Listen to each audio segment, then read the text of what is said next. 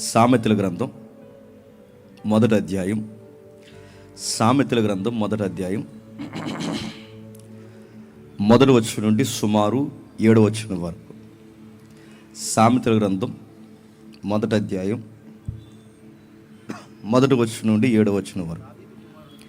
దావీదు కుమారుడును ఇశ్రాయేలు రాజైన సొలొమోను సామెతలు జ్ఞానము ఉపదేశము అభ్యసించుటకు, వివేశ సల్లాపములను గ్రహించుటకు, నీతి న్యాయ యథార్థతను అనుసరించుట యందు, బుద్ధి కుశలత ఇచ్చు ఉపదేశము నొందుటకును, జ్ఞానము లేని వారికి బుద్ధి కలిగించుటకును, యవనులకు తెలివియు వివేచనయు పుట్టించుటకును ఇవి తగిన సామెతలు.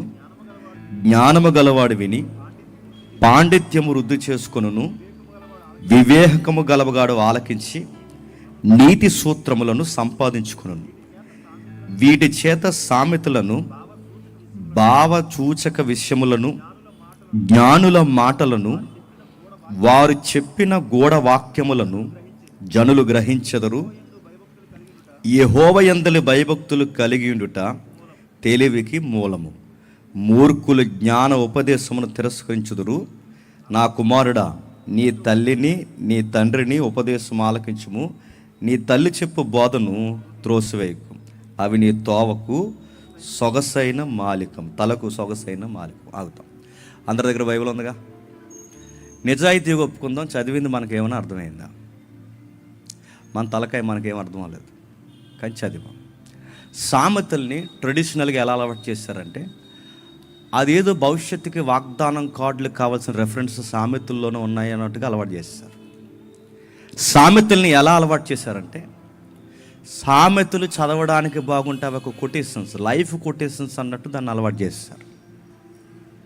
కొంతమంది తెలిసి చేస్తారో తెలియక చేస్తారో, మంచికో చెడుకో మొత్తం మీద అలవాటు చేస్తారు. సామెతల గ్రంథం 31 అధ్యాయాలు, 31 అటు ఇటుగా ఉంటాయి కనుక నెలకి సరిపోతాయి కనుక రోజుకొక అధ్యాయం చదవండి రా అబ్బాయిలు అన్నారు. మొత్తం మీద సామెతల గ్రంథం చదివే అలవాటు వచ్చింది. సామెతల మీద మమకారం ఉంది. సామెతల్ని కొటేషన్లుగా రాసుకునే వాడిక క్రైస్తవ సమాజానికి ఉంది. కానీ ఆ సామెతల గ్రంథం అనేది లైఫ్ లెసన్స్ అన్న సంగతిని మాత్రం గారికి వదిలేశారు. లైఫ్ లెసన్స్ అంటే జీవిత పాఠాలు నేర్పే సంగతులు అక్కడ ఉన్నాయంటే ఉన్నాయి. అవి బంగారు వాక్యాలా రాయించుకొని మురిసిపోవడానికి రాసిన వాక్యాలు కాదు, లేదా నా భవిష్యత్తుకి ఏదో చెప్పడానికి రాయబడిన వాక్యాలు కాదు. ఈ వాక్యాల్ని దేవుడు ఎందుకు రాశాడంటే లైఫ్ లెసన్స్ అంటారు వాటిని. ఇంకా చెప్పాలంటే మోరల్ వాల్యూస్ ఆఫ్ లైఫ్ అని కొటేషన్స్ రాస్తారు కామెంటరీస్. ఇంకా లైఫ్ ఎథిక్స్ అంటే ఏంటో తెలియాలి ఇందులో రాస్తారు.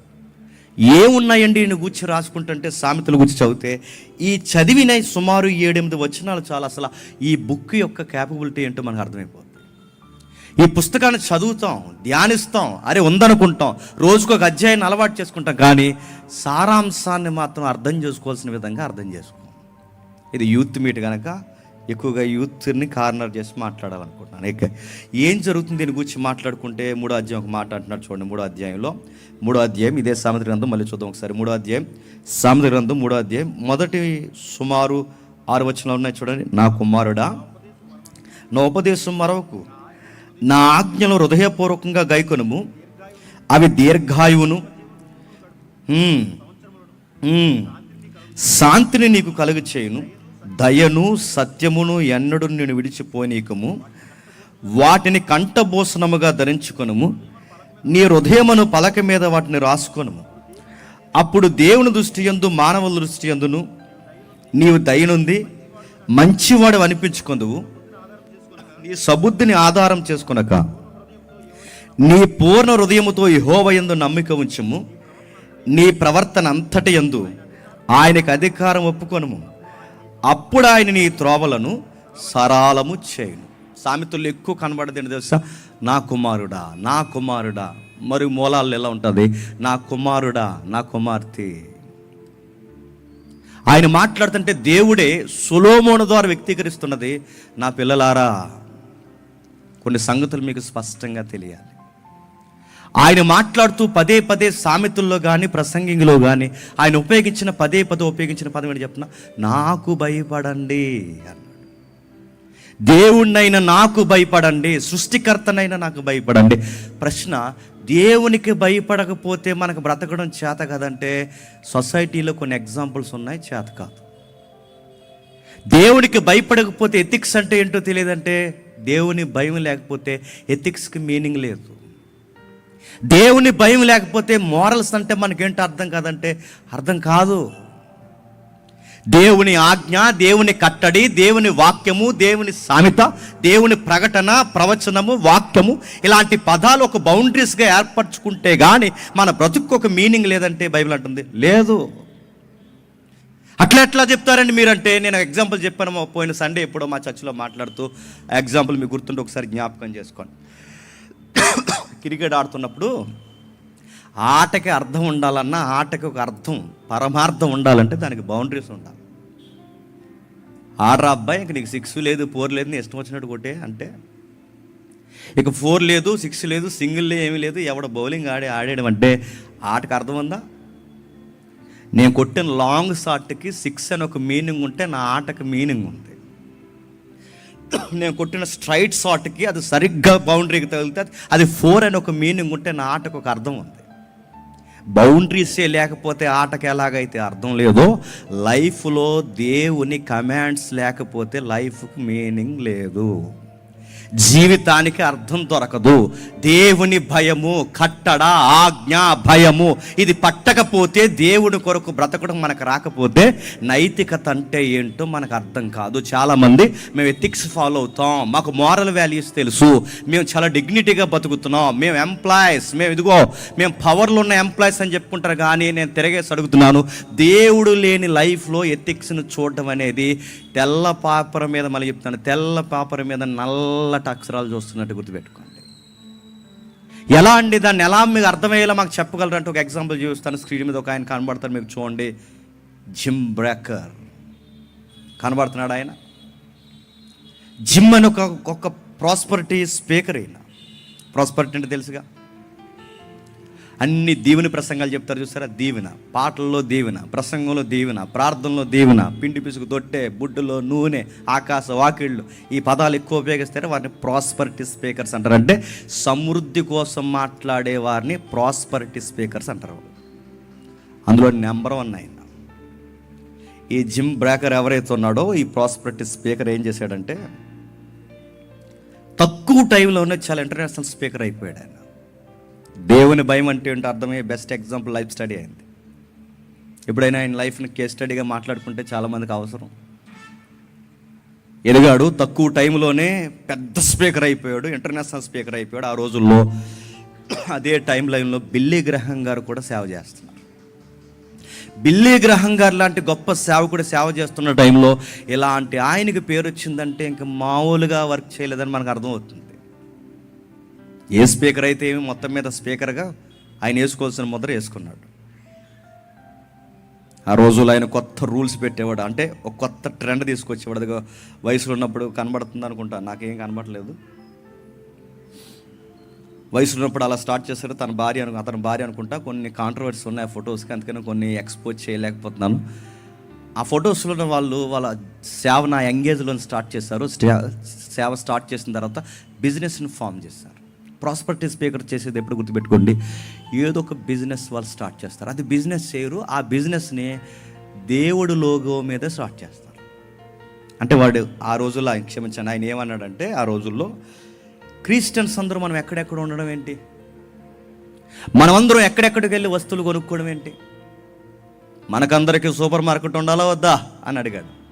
ఉండాలయ్యా అన్నారు మనలోటి వాళ్ళ కింద. వాళ్ళందరికీ, క్రిస్టియన్స్ అందరికీ ఒక సూపర్ మార్కెట్ పెట్టాడు.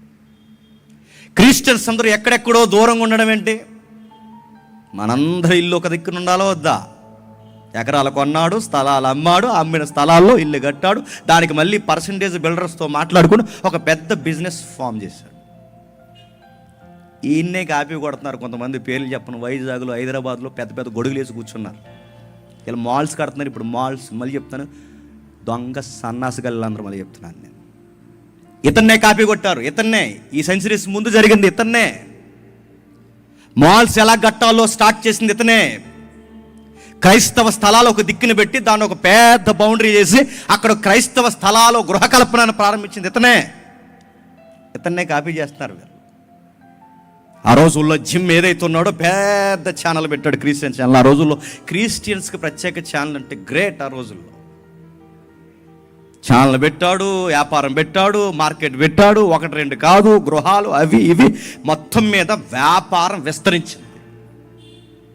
ఈ మధ్యకాలంలో మీరు చూస్తున్నారో లేదో, పేరు చెప్పను కానీ విషయం మీకు అర్థమైపోద్ది. వీళ్ళు చేసుకునే బిజినెస్ తినంగా చేయకుండా ఆ బిజినెస్ మీద ఎవరి పేరు పెడతారు చెప్పినా దేవుడి పేరు పెడతారు. ఇదిగో మన మినిస్ట్రీ తరపున మేము ఏమమ్ముతున్నామంటే పలానా, అదేదో చేతికి పెట్టుకునేవి ఏంటవి బ్యాండ్లు అమ్ముతున్నాం మేము, ఫ్రెండ్షిప్ బ్యాండ్. మీరు ఎక్కడ పడితే అక్కడ కొనేసుకోకండి. అందులో 3 కలర్స్ ఉంటాయి. రెడ్ యేసుక్రీస్తు వారి గుర్తు, వైట్ హోలీ స్పిరిట్ గుర్తు, తర్వాత ఇంకోటి ఏదో చెప్పి నాకు గుర్తులేదు. బ్లాక్ సాధారణ గుర్తు కదా, ఏదో ఒకటిలేండి. మొత్తం మీద బండి ఆ ఏవైతే ఉన్నావో చేతికి పెట్టుకునే వాటిని ఒక పెద్ద బిజినెస్ చేస్తున్నట్టు. అరే కనీసం ఆలోచించే విశ్వాసం లేరు.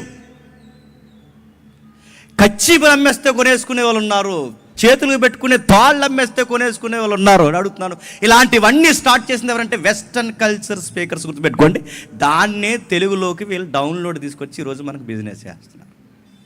సబ్జెక్ట్ వేరు, పక్కన పెట్టండి. ఈ జిమ్ బాగా చేశాడు, వ్యాపారం బాగా డబ్బులు సంపాదించాడు. అనంత కాలంలోనే కోట్లకు పడగలెత్తాడు. కోట్లకు పడగలెత్తిన తర్వాత ఏ దొంగ వ్యాపారాలు చేశారో దొంగ వ్యాపారాల్లో మళ్ళీ దొంగ పనులు జరుగుతాయా జరగవా? యథార్థముగా కష్టపడినవాడు వర్ధిల్లుతాడు అన్నది బైబిల్ డైరెక్ట్ స్టేట్మెంట్. యథార్థవంతుడు తప్పక వర్ధిల్లుతాడు అన్నది బైబిల్ స్టేట్మెంట్. యథార్థత లేకుండా కుప్పుగంతులు వేసి ఆండెత్తి మీద 10 ఈ ఇండెత్తి మీద 10 అక్కడ ఒక దొంగమాట ఇక్కడ ఒక దొంగమాట మాట్లాడి వ్యాపారం చేసేస్తే వర్ధిల్లుతావా? ఎలా ఎదుగావో చెప్పండి. అలాగే పడ్డాడు. వ్యాపారం లెక్కలు తేడొచ్చాయి. వాళ్ళు ఎవరైతే సార్టెడ్ అకౌంట్ ఉన్నారో వాళ్ళందరూ దొంగ లెక్కలు రాశారు. ఈయనకి తెలియకుండానే మొత్తం మీద కహాని చెప్పి ఈయన యొక్క ఆస్తులు కాసేయడం స్టార్ట్ చేశారు. మొత్తం మీద ఆ లెక్కలకి జమ చేసి డైరెక్టర్గా ఉన్న ఈయనే సంతకం పెట్టాలి కనుక గవర్నమెంట్కి ఈయనే రిప్రజెంటేటివ్ కనుక గవర్నమెంట్ నిలదీసి అడిగింది, ఈ వ్యాపారం ఏంటి, ఆ వ్యాపారం ఏంటి, ఆ స్థలాలు ఏంటి, ఈ స్థలాలు ఏంటి, దీని లెక్క ఏంటి, ఇదెంత అదెంత అని అడిగినప్పుడు లెక్కలన్నీ చాలా తేడా వచ్చాయి.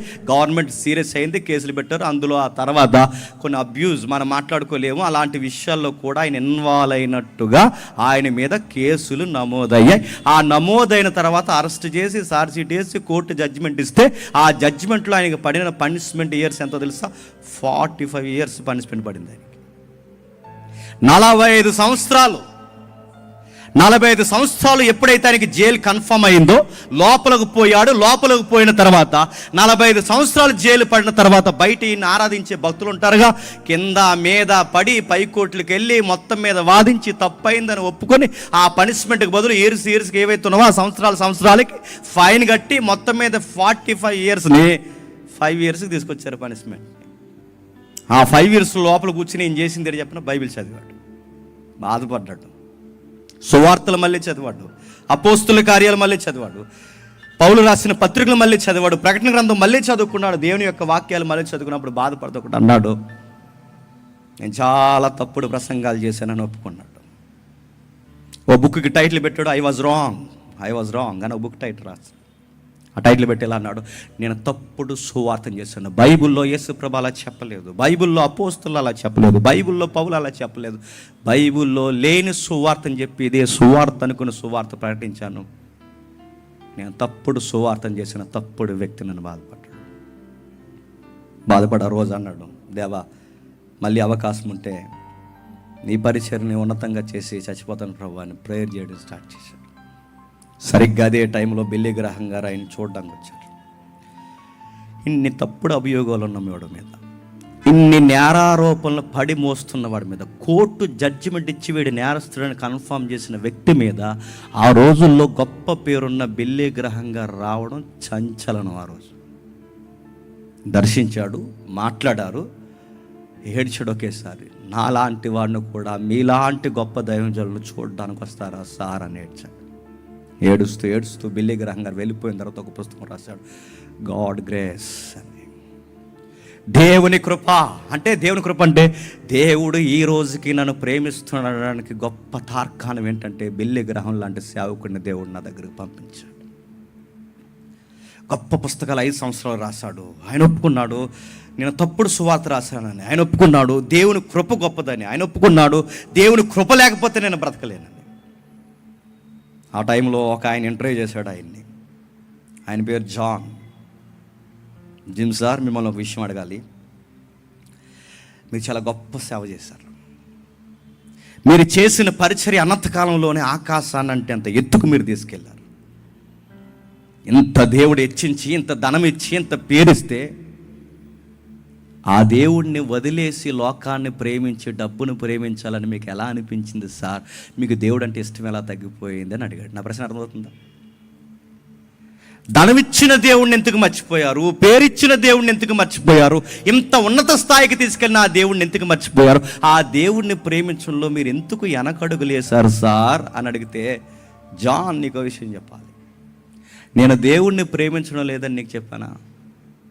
జాన్ నీకు విషయం చెప్పాలి. దేవుడు అంటే నాకు ఇష్టం లేదని నీకు చెప్పాను. దేవుడు అంటే నాకు పిచ్చయ్యా. దేవుడు అంటే నాకు అమితమైన ఇష్టమయ్యా. దేవుడు అంటే ఇష్టం లేదని అన్నాడు. మరి దేవుడు అంటే ఇష్టం ఉన్నప్పుడు ఈ దొంగ డబ్బులో మీరు చేతులు ఎందుకు కలిపారు?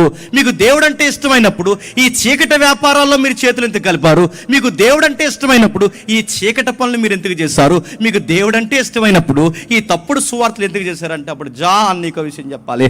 నాకు దేవుడు అంటే ఇష్టమే, కానీ దేవుడు అంటే భయమే లేదు అన్న. ఇది చాలా పెద్ద మాట, అర్థమైన వాళ్ళకి అర్థమవుతుంది. నాకు దేవుడు అంటే ఇష్టమే, కానీ ఆయన అంటే భయమే లేదు. మనందరం ఆ తాలూకు కాదు చెప్పండి. మనకు జీసస్ అంటే ఇష్టమే, ప్రేయర్ అంటే ఇష్టమే, వాక్యాలు చదవడం అంటే ఇష్టమే, కానీ ఆయన అంటేనే భయం ఉండదు మనకి. పర్లేదులే అనుకుంటాం. మన భయం, నేను కంపేర్ చేస్తాను తప్పుగా అనుకోకండి, మనం ఎలాంటి వ్యక్తులం అంటే, ఆయన రాశాడు దేవుని గురించి ఇంత గొప్పగా రాసిన ఆయన రాస్తూ అంటున్నాడు, ఐ వాజ్ రాంగ్ అనే బుక్ రాశాడు, గాడ్ గ్రేస్ అనే బుక్ రాశాడు. ఇంత రాసిన ఆయన మళ్ళీ 5 years తర్వాత బయటకు వచ్చిన తర్వాత యథాతథంగా మళ్ళీ అదే పనులు చేయడం స్టార్ట్ చేసి చివరికి నశించిపోయి లోకంలో కలిసిపోయాడు. అరే ఇన్ని మాట్లాడిన వాడు ఎలా అయిపోయాడంటే, అదే అంటున్నాను, దేవుడు అంటే ఇష్టం ఉంటే సరిపోదు. బైబిల్ నొక్కి సామెతలు చెప్పేది అదే. దేవుడు అంటే నీకే ఇష్టం కాదు, అన్నిటి కూడా ఇష్టం. యేసుప్రభు అంటే దేవుడు అంటే నీకే కాదు, లోకంలో ఉన్న చాలా మంది వ్యక్తులు కూడా దేవుడు అంటే ఇష్టమే, కానీ ఇష్టం కాదు అయ్యా. దేవుడు అంటే భయం ఉండాలి. ఆ భయం లేకపోతే నైతికత మనకు రాదు. మేము చర్చికి వెళ్తామండి అంటే చర్చికి నడుతున్నాం, ట్రెడిషనల్గా వస్తున్నావు, ఆచార సాంప్రదాయంగా వస్తున్నావు. మీ క్రిస్టియన్ మీటింగ్స్కి వెళ్తామండి అంటే నువ్వు ఆచార సాంప్రదాయంగా వస్తున్నావు. నీకు భయం ఉందా? దేవుడు అంటే భయం ఉంటే మన మాట బాగుంటుంది. దేవుడు అంటే భయం ఉంటే అడుగుతాడు, మన తీరు బాగుంటుంది. దేవుడు అంటే భయం ఉంటే మన బ్రతుకులో అడుగడుగున ఎథిక్స్ వద్దంటే కొట్టొచ్చినట్టు కనబడతాయి. ఉదాహరణ చెప్తాను వినండి. మన కాకినాడ మీద ఓ సామెత ఉంది, ఫైన్లు ఎక్కువ వేస్తారు పోలీసు వాళ్ళని. నిజంగానే మాదాపట్నం నుంచి స్టార్ట్ అవుద్ది, అక్కడ బ్రిడ్జ్, అది ఏంటది, జగన్నాథపురం బ్రిడ్జ్ అవుట్స్కట్స్ మొత్తం అన్ని పోలీసు వాళ్ళు పిల్లలందరూ కూడా ఉన్నారు. మొత్తం ఫైన్లు వేస్తారు. చిన్నప్పుడు ఎప్పుడైనా కాకినాడ రావాలంటే మాకేమున్నా, మా ఊరికి కాకినాడ దగ్గర, నాకు రాజధాని లాంటిది. మా కెనడా ఇది, కెనడా కాకినాడ. ఇక్కడికి రావాలి, అక్కడ పోలీస్ ఆయన కనబడేవాడు, గజ వణికిపోవడం, దిగిపోయి వాళ్ళని అడుగుతున్నాను. ఒక పోలీస్ ఆయన, ఒక ట్రాఫిక్ పోలీస్ని రోడ్డు మీద మనం చూస్తే భయపడే భయంలో ఒక 1% భయం నీకు దేవుని కోసం ఉందా? ప్రశ్నించుకోండి రాత్రి. ఒక పోలీసుని చూస్తే బండి తోలుతున్నప్పుడు నీకు ఎంత భయం? నీదిలోకి కాకి డ్రెస్ వేసుకుని పోలీసులు 4-3 అడావుడిగా తిరిగితే నీకు దడొచ్చద్దు, ఈదిలో ఏం జరిగిందిరా అని. పోలీసులు అడావుడిగా తిరిగి నీ ఇంటి వైపు అటు చిట్టెక్కి నీ మెట్టు దిగి మళ్ళీ అటు పక్కింటికి వెళ్ళిపోయారు, నీకు ఎంత కంగారైపోతావు? పోలీసుడికి భయపడే భయంలో ఒక్క వంతు నడుస్తున్నాం, ఒక్క వంతు. దేవునికి మనం భయపడతామా? నేరం చేస్తే పోలీసుడు వస్తాడని భయం, లైసెన్స్ లేకపోతే పోలీసుడు వస్తాడని భయం. నేను అడుగుతున్నాను, లైఫ్లో నేరాలు చేస్తే, తప్పులు చేస్తే దేవుడు ఇన్వాల్వ్ అవుతాడన్న భయం మనకుందా?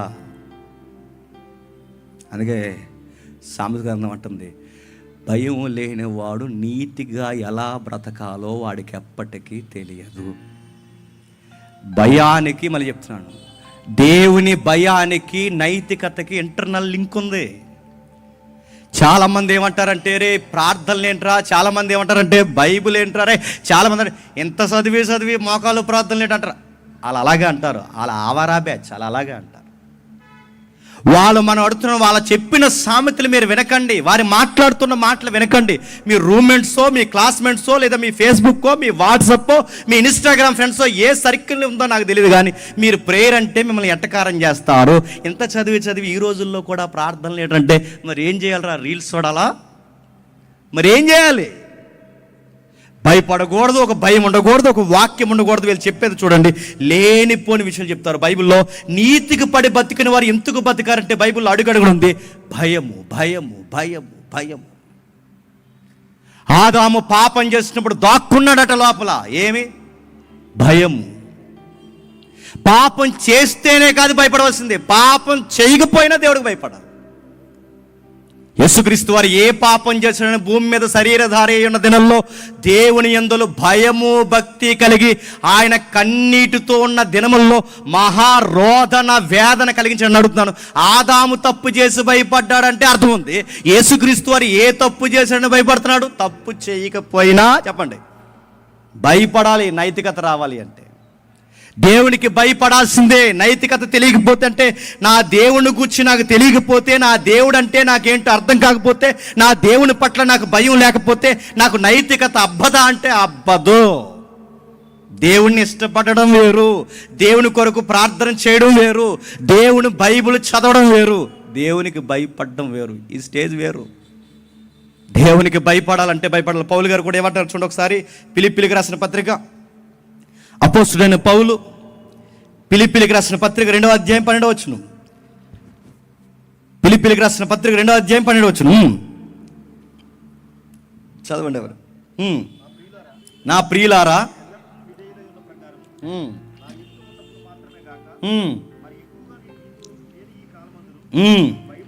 భయముతోను వణుకుతోను మీ సొంత రక్షణను కొనసాగించండి. ఏంటంట? భయముతోను, చెప్పండి, వణుకుతోను మీ సొంత రక్షణ కొనసాగించండి. ఈ మాట ఆయన అంటున్నాడంటే పౌలు గారి భక్తిని ఎలా కొనసాగిస్తున్నాడు చెప్పండి? భయం. ఈ మాట మాట్లాడితే దేవుడు ఏమనుకుంటాడో భయం. ఈ నిర్ణయం తీసుకుంటే దేవుడు ఏమనుకుంటాడో భయం. ఇలాంటి బట్టలు వేసుకుంటే దేవుడు ఏమనుకుంటాడో ఒక భయం. అంటే వాళ్ళ లైఫ్లో అంత నీతి కనబడడానికి కారణం ఏంటి చెప్పినా, వాళ్ళు దేవునికి భయపడి బతికారు. దేవుడు నరకంలో వేసేస్తాడని భయం కాదు, మరి చెప్తున్నాను. దేవుడు ఏదో పనిష్మెంట్ ఇస్తాడని భయం కాదు. ఆయనకు మనం భయపడకపోతే మనకు ఎలా బతకాలో ఎప్పటికీ చెప్పండి మనకు చేత కాదు. ఆయనకి భయపడితేనే మనకి నైతికత అర్థమవుతుంది. ఆయనకి భయపడితేనే ఆ మోరల్స్, వాల్యూస్, ఎథిక్స్ ఏవైతే నువ్వు వాడుతున్నావో పర్యాయ పదాలు, అవన్నీ మన లైఫ్లో కనబడాలి. అంటే భయం లేకపోతే మనకు తెలియదు. బౌండరీస్ మనం మెయింటైన్ చేయకపోతే తెలియదు. అవి ఎలా తెలుస్తాయంటే పౌలు గారు అంటున్నారు, ఆయనను తెలుసుకున్నాను కంట. ఆయన తెలుసుకుంటే దేవుడిని మనం తెలుసుకోవాలి. ఆయన తెలుసుకోకపోతే ఆయనకి ఎలా భయపడాలో తెలియదు మనకి. అందుకే కొన్ని మూలవాక్యాలు తీసుకుని ఈ ఆంగ్ల రచయితలు మంచి మంచి టైటిల్ పెడతారండి. నోయింగ్ గాడ్, ఆయన తెలుసా, ఆయన గురించి నీకు అర్థమవుతుంది, ఆయన గురించి నీకు తెలుస్తుంది, ఆయన ఇష్టం ఏంటో, ఆయనకి ఇష్టం కానిది ఏంటో ఆయన గురించి తెలిస్తేనే కాదు నువ్వు భయపడేది. మీ కాలేజెస్లో, మీ స్కూల్స్లో, లేదా మీ ఎంప్లాయీ లైఫ్లో, మీ వ్యాపారాల దగ్గర అన్యులు ఎన్నిసార్లు బైబిల్ని ఎద్దేవా చేసి ప్రశ్నలు అడుగుతున్నారండి బయట. ఈరోజు అడుగుతున్నారు, అదో ట్రెండ్ అయిపోయింది బయట. ఎంతమంది అడుగుతున్నారు చెప్పండి? ఒరే పలానా ఆది కాండంలో మీకు ఎలా ఉందరా అని అడుగుతున్నారు. మనకు తెలియని అధ్యాయాలు కూడా చెప్తున్నారండి.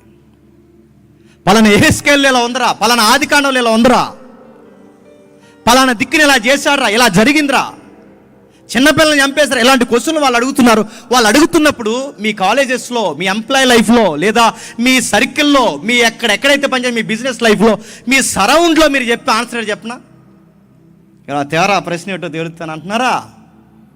మా పాస్టర్ గారిని అడిగి చెప్తాను అన్నారట. నేను అడుగుతున్నాను, నీ దేవుడు నీకే అర్థం కాకపోతే నువ్వు నమ్ముతున్న దేవుణ్ణి, నువ్వు ఏ దేవునికి ప్రార్థన చేస్తున్నావో, ఏ దేవుడి కోసం వాక్యం వినడానికి నువ్వు చర్చికి వెళ్తున్నావో, ఆ దేవుడు నీకే అర్థం కాకపోతే నేను అడుగుతున్నాను, నువ్వు బయటోడికి ఏం చెప్తావు? ఆ దేవుడు నీకే అర్థం కాకపోతే ఆయన కోసం నువ్వు భయపడి ఎలా బతుకుతావు? వాడు అడిగిన ప్రశ్నకి నువ్వే సమాధానం చెప్పలేకపోతున్నావు. వాడు అడుగుతున్నారు తిక్కడి, అది పెద్ద పెద్ద ప్రశ్న కదా, పెద్ద స్టాండర్డ్ జీకేలాగా అడుగుతారు వాళ్ళ కోసం. పెద్ద ప్రశ్న అది. ఆ లోతు ఎందుకు ఇలా చేశాడు, ఆయన ఎందుకు ఇలా చేశాడు, ఇయో పెద్ద ప్రశ్న. అరుగు తెచ్చుకున్న ప్రశ్నలు, పూర్వకాలం ప్రశ్నలు. ఆ ప్రశ్నలు అప్పటి నుంచి అడుగుతావు. ఆ ప్రశ్నకు కూడా నువ్వు సమాధానం చెప్పలేవు. నువ్వు చెప్పలేక ఏమంటున్నావు అంటే, మా పాస్టర్ గారిని అడిగి చెప్తాను అంటున్నావంటే, నీ బైబిలే నీకు అర్థం కాదు, నీ దేవుడే నీకు అర్థం కానినప్పుడు, నీ దేవుడేంటో నీకు అర్థం కాకపోతే ఆయనకి ఎలా బ్రతకాలని నీకు తెలుస్తుంది. ఒక భర్తతో మంచిగా కాపురం చేయాలంటే ముందు ఆయన అర్థం అవ్వాలి నీకు. 30 సంవత్సరాలు కాపురం చేసిన తర్వాత ఇతగాడు అన్నాడట, అర్థమవుతుందండి ఆ మనిషి అన్నాడట. మరి 30 ఏళ్ళు ఏం చేశారు? ఒకరినొకరు చూసి ఐ లవ్ చెప్పుకున్నారా? 30 ఏళ్ళు కాపురం చేసిన ఈవిడే నీకు అర్థం కాకపోతే, 30 ఏళ్ళు కాపురం చేసిన ఈయనే నీకు అర్థం కాకపోతే, ఇన్ని సంవత్సరాలు కాపురం చేసిన మీరే ఒకరికొకరికి అర్థం కాకపోతే అని అడుగుతున్నాను. మీ మధ్య ప్రేమ లేదు, భయం లేదు, భక్తి లేదు, స్వామి పూజ లేదు, భార్య ప్రేమ లేదు. ఇవన్నీ ఎందుకు లేవో చెప్పినా, ఆయన ఏంటో నీకు అర్థం కాలేదు, నువ్వేంటో ఆయనకు అర్థం కాలేదు. ఒకరికొకరికి అర్థం కాలేనప్పుడు ఎక్కడ భయపడాలో, ఎక్కడ ప్రేమించాలో, ఎలా ఉండాలో మీకు ఎప్పటికి తెలియదు. మీకు కాపురం బాగుపడదు, గుర్తుపెట్టుకోండి. దేవుడితో కూడా అంతే. ఆ దేవుడేంటో తెలియాలి. ఇది ఈయనకి నచ్చదా, ఇది ఈయనకి నచ్చుతుందా, ఇలా ఉంటే ఆయన ఇష్టపడ్డా, ఇలా ఉండాలా, ఇదా ఈయన వాక్యానుసారం కోరుకునేది. ఇవి నీకు అర్థం అవ్వాలిగా. ఇవి అర్థమైతేగా నీకు నైతికత అంటే ఏంటో అర్థం అవుద్ది. అందుకే జిమ్మీ లైఫ్లో మనం నేర్చుకోవాల్సింది ఏంటో తెలుసా? ఆయన చెప్తున్నాడు, జిమ్మీ లైఫ్లో మనం నేర్చుకోవాల్సింది, నాకు దేవుడు అంటే ఇష్టం, దేవుడు అంటే చాలా ఇష్టం, దేవుడు అంటే పిచ్చి, కానీ ఆ దేవుడు అంటే నాకు భయం లేదు. భయం లేదన్న ఒక్క పదం తన జీవితాన్ని పాడు చేసిందా లేదు చెప్పండి. అంత పెద్ద స్పీకర్నే దేవుడు అంటే భయం లేని ఒక పదం తన లైఫ్ను పాడు చేసింది. తన జీవితం పూర్తిగా పాడైపోయింది. అందుకు అడుగుతున్నాను, దేవుణ్ణి ఇష్టపడడం వేరు, దేవుణ్ణి కోరుకోవడం వేరు, దేవుణ్ణి ఆరాధించడం వేరు, దేవునికి భయపడడం వేరు. ఇంకా కిందకి చెప్తున్నాడు చూడండి. అదే సామెతల గ్రంథం 2వ అధ్యాయం, అదే సామెతల గ్రంథం 2వ అధ్యాయం మొదటి వచనం నుండి, నా కుమారుడా, నీవు నా మాటలు అంగీకరించి నా ఆజ్ఞల్ని యొద్ద దాచుకుని ఎడల, జ్ఞానమునకు చెవియొగ్గి హృదయపూర్వకంగా వివేచన అభ్యసించిన ఎడల, తెలివికై మొరపెట్టిన ఎడల, వివేచనకై మనవ చేసిన ఎడల, వెండిని వెతికినట్లు దాన్ని ఎతికిన ఎడల, దాచబడిన ధనముని ఎతికిన ఎడల, యెహోవా యందలి భయభక్తులు కలిగి ఉండుట ఎట్టుదో నువ్వు గ్రహించదు. ఇప్పుడు చెప్పండి, జ్ఞానానికి భయానికి లింక్ ఉందంటున్నాడు లేదా సొలొమోన్ గారు? జ్ఞానానికి భయానికి లింక్ ఉందంటున్నాడు సొలొమోన్ గారు. ఆయన మాట్లాడుతున్నాడు, నా కుమారుడా, నా కుమారుడా, నా ఆజ్ఞ ఏంటో తెలుసుకో, జ్ఞానం ఏంటో చెవియొగ్గు, తెలివేంటిదో మొరపెట్టు, వాటి గూర్చి ఆలోచన కలిగి ఉండు, వెతుకు, ఎండిని ఎతికినట్లు ఎతుకు. అంటే చాలా ఇంట్రెస్ట్గా నువ్వు కనుగొనాలి. నీ ఇంట్లో విలువైన బంగారు వస్తువు పడిపోయింది అనుకో, ఎంత ఇంట్రెస్ట్గా ఎదుగుతావో. జ్ఞానం ఎక్కడ దొరుకుద్దా అని సొసైటీలో కూడా ఎదగాలని గుర్తుపెట్టుకోండి. చర్చికి వెళ్తామంటే ఈదికి 70 చర్చిలు ఉన్నాయి, అన్నీ చర్చిలే, కానీ జ్ఞానం చెప్పే చర్చికి వెళ్తున్నావా? మళ్ళీ ప్రశ్న, నీ లైఫ్లో ఎవరైనా బైబుల్ జ్ఞానం ఎరిగిన వ్యక్తులు ఉంటే, ఇంగ్లీష్లో సామెత ఉంది, నీ లైఫ్లో బైబుల్ జ్ఞానం ఎరిగిన వ్యక్తి ఎవరైనా ఉంటే వాడి ఇంటికట్ట గుమ్మాలు అరిగిపోయే వరకు తిరగాలంట. అర్థమైతే ధన్యత. నీ లైఫ్లో బైబుల్ బాగా ఎరిగిన వ్యక్తులు ఎవరైనా ఉంటే వాడు గుమ్మం అరిగిపోయే వరకు తిరగాలట. వాడి జీవితంలో జ్ఞానం నేర్చుకునేంత వరకు నువ్వు పెట్టుబడి పెడుతూనే ఉండాలి. అడుగుతున్నాను, నీ లైఫ్లో వాక్య జ్ఞానం ఎరిగే స్నేహితులు నీకు ఉన్నారా? గాలి ఎదవాళ్ళందరూ ఉన్నారా చెప్తున్నారు? ఎవరున్నారు చెప్పండి? ఆవరాగాళ్ళు అందరూ రారా పోదాం, మరి మీటింగ్ ఉందా, మీటింగ్ రోజు ఉంటారా పోదానట. ఈ బ్యాచ్ ఎక్కువ నీకు. నేను మీటింగ్లో కూర్చుంటే చెడగొడతారు. అదే తెలుగులో సామెత, కూసేగాడిది నువ్వు మేద్దామని వస్తావు, ఆడు కూసి రా అంటాడు, రా పోదామని. నేను అడుగుతున్నా, నీ ఫ్రెండ్ సర్కిల్ మార్చే. నీకు జ్ఞాన సంబంధమైన వ్యక్తులు ఉంటే వాళ్ళతో స్నేహం కలుపు. వాడు వాక్య సంబంధమైన వ్యక్తి అయితే అడుగు, అరే ఇదేంట్రా వాక్యంలో ఉంది, అరే ఇదేంట్రా ఇలా ఉంది, అదేంట్రా సామెతలు ఎలా చెప్పాడు, ప్రసంగిలు ఎలా చెప్పాడు, మత్తేలు ఎలా చెప్పాడు, వాక్యం నేర్చుకో, 4 ముక్కలు నేర్చుకో. ఎందుకంటే ఈ దేవుని గురించి నేర్చుకోవాలి. మళ్ళీ అడుగుతున్నాడు, ఈయన గురించి నేర్చుకుంటేనే భయం తెలుస్తుంది, ఈయన గురించి భయం తెలిస్తే నైతికత వస్తుంది. అంటే ఈయన భయం లేకపోతే విలువలు లేకపోతే బ్రతుక్కి అర్థం లేదు. ఈ ఒకదానికొకటి అవినాభావ సంబంధం కలిగి ఉన్నాయన్నది పాయింట్ మీకు మొదటి నుంచి అర్థమైతే సొసైటీలో కొంతమంది జ్ఞానులు ఉన్నారా లేదా? ఉన్నారు.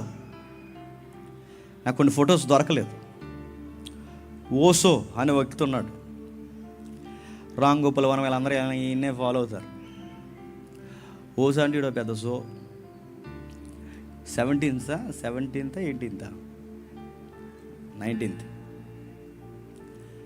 మనోడే ఎదవేసాలు వేస్తారని ఇండియా నుంచి తరిమెత్తే అమెరికాలో సెటిల్ అయ్యాడు. అదో పెద్ద స్టోరీ. ఎంత బాగా సామెతలు చెప్తాడంటే, ఒక కొటేషన్ రాస్తాడు, ఆఫీస్ ముందు ఒక కొటేషన్ రాస్తాడు, live your slippers and minds అని రాస్తాడు. ఆఫీస్ మీద ఉంటుంది అనమాట. అంటే మీరు గదిలోకి వచ్చే ముందు మీ చెప్పులు మీ మెదళ్ళు అక్కడ వదిలేశారండి అని. మీరు గదిలోకి వచ్చేటప్పుడు మీ స్లిప్పర్స్ అక్కడ వదిలేయండి, మీరు గదిలోకి వచ్చేటప్పుడు మీ మైండ్స్ అక్కడ వదిలేయండి. అంటే మీ మైండ్లు తేకండి, ఇక్కడి నుంచి నా మైండ్ మీ మీద పనిచేస్తుంది. ఏం చెప్తావారు అయ్యంటే, నీకు సిగరెట్ కాల్చాలో ఉందా, కాల్సే అంటాడు. అదొక మైండ్. నీకు పలానా తప్పు చేయాలందా, చేసేయి, ఎంత చేయాలనిపిస్తుందో చేసేయి, బోరు కొట్టే వరకు చేసేయి. కానీ ఓసోకి తెలియని ఫైనల్ ఈవెంట్ ఏంటో తెలుసా? సిగరెట్ కాల్చినోడు నచ్చినంత కాలుస్తాడు. ఆ తర్వాత తిత్తి కనబడుతుంది, ఊపిరితిత్తికి. ఆ తర్వాత నడుతున్నాడు ఎవడు దానికి పూసి. ఇటు యథవసామెత చెప్పి సిగరెట్ కాల్చేయమంటాడు. ఇప్పుడు సిగరెట్లు కాల్చాక మొత్తం ఊపిరితిత్తులు పోతాయి. దానికి ఎవడు? నచ్చిన చీకటి పని చేసి ఇష్టం వచ్చినట్టు తిరిగంటే సుఖవ్యాధి వచ్చిపోతావు.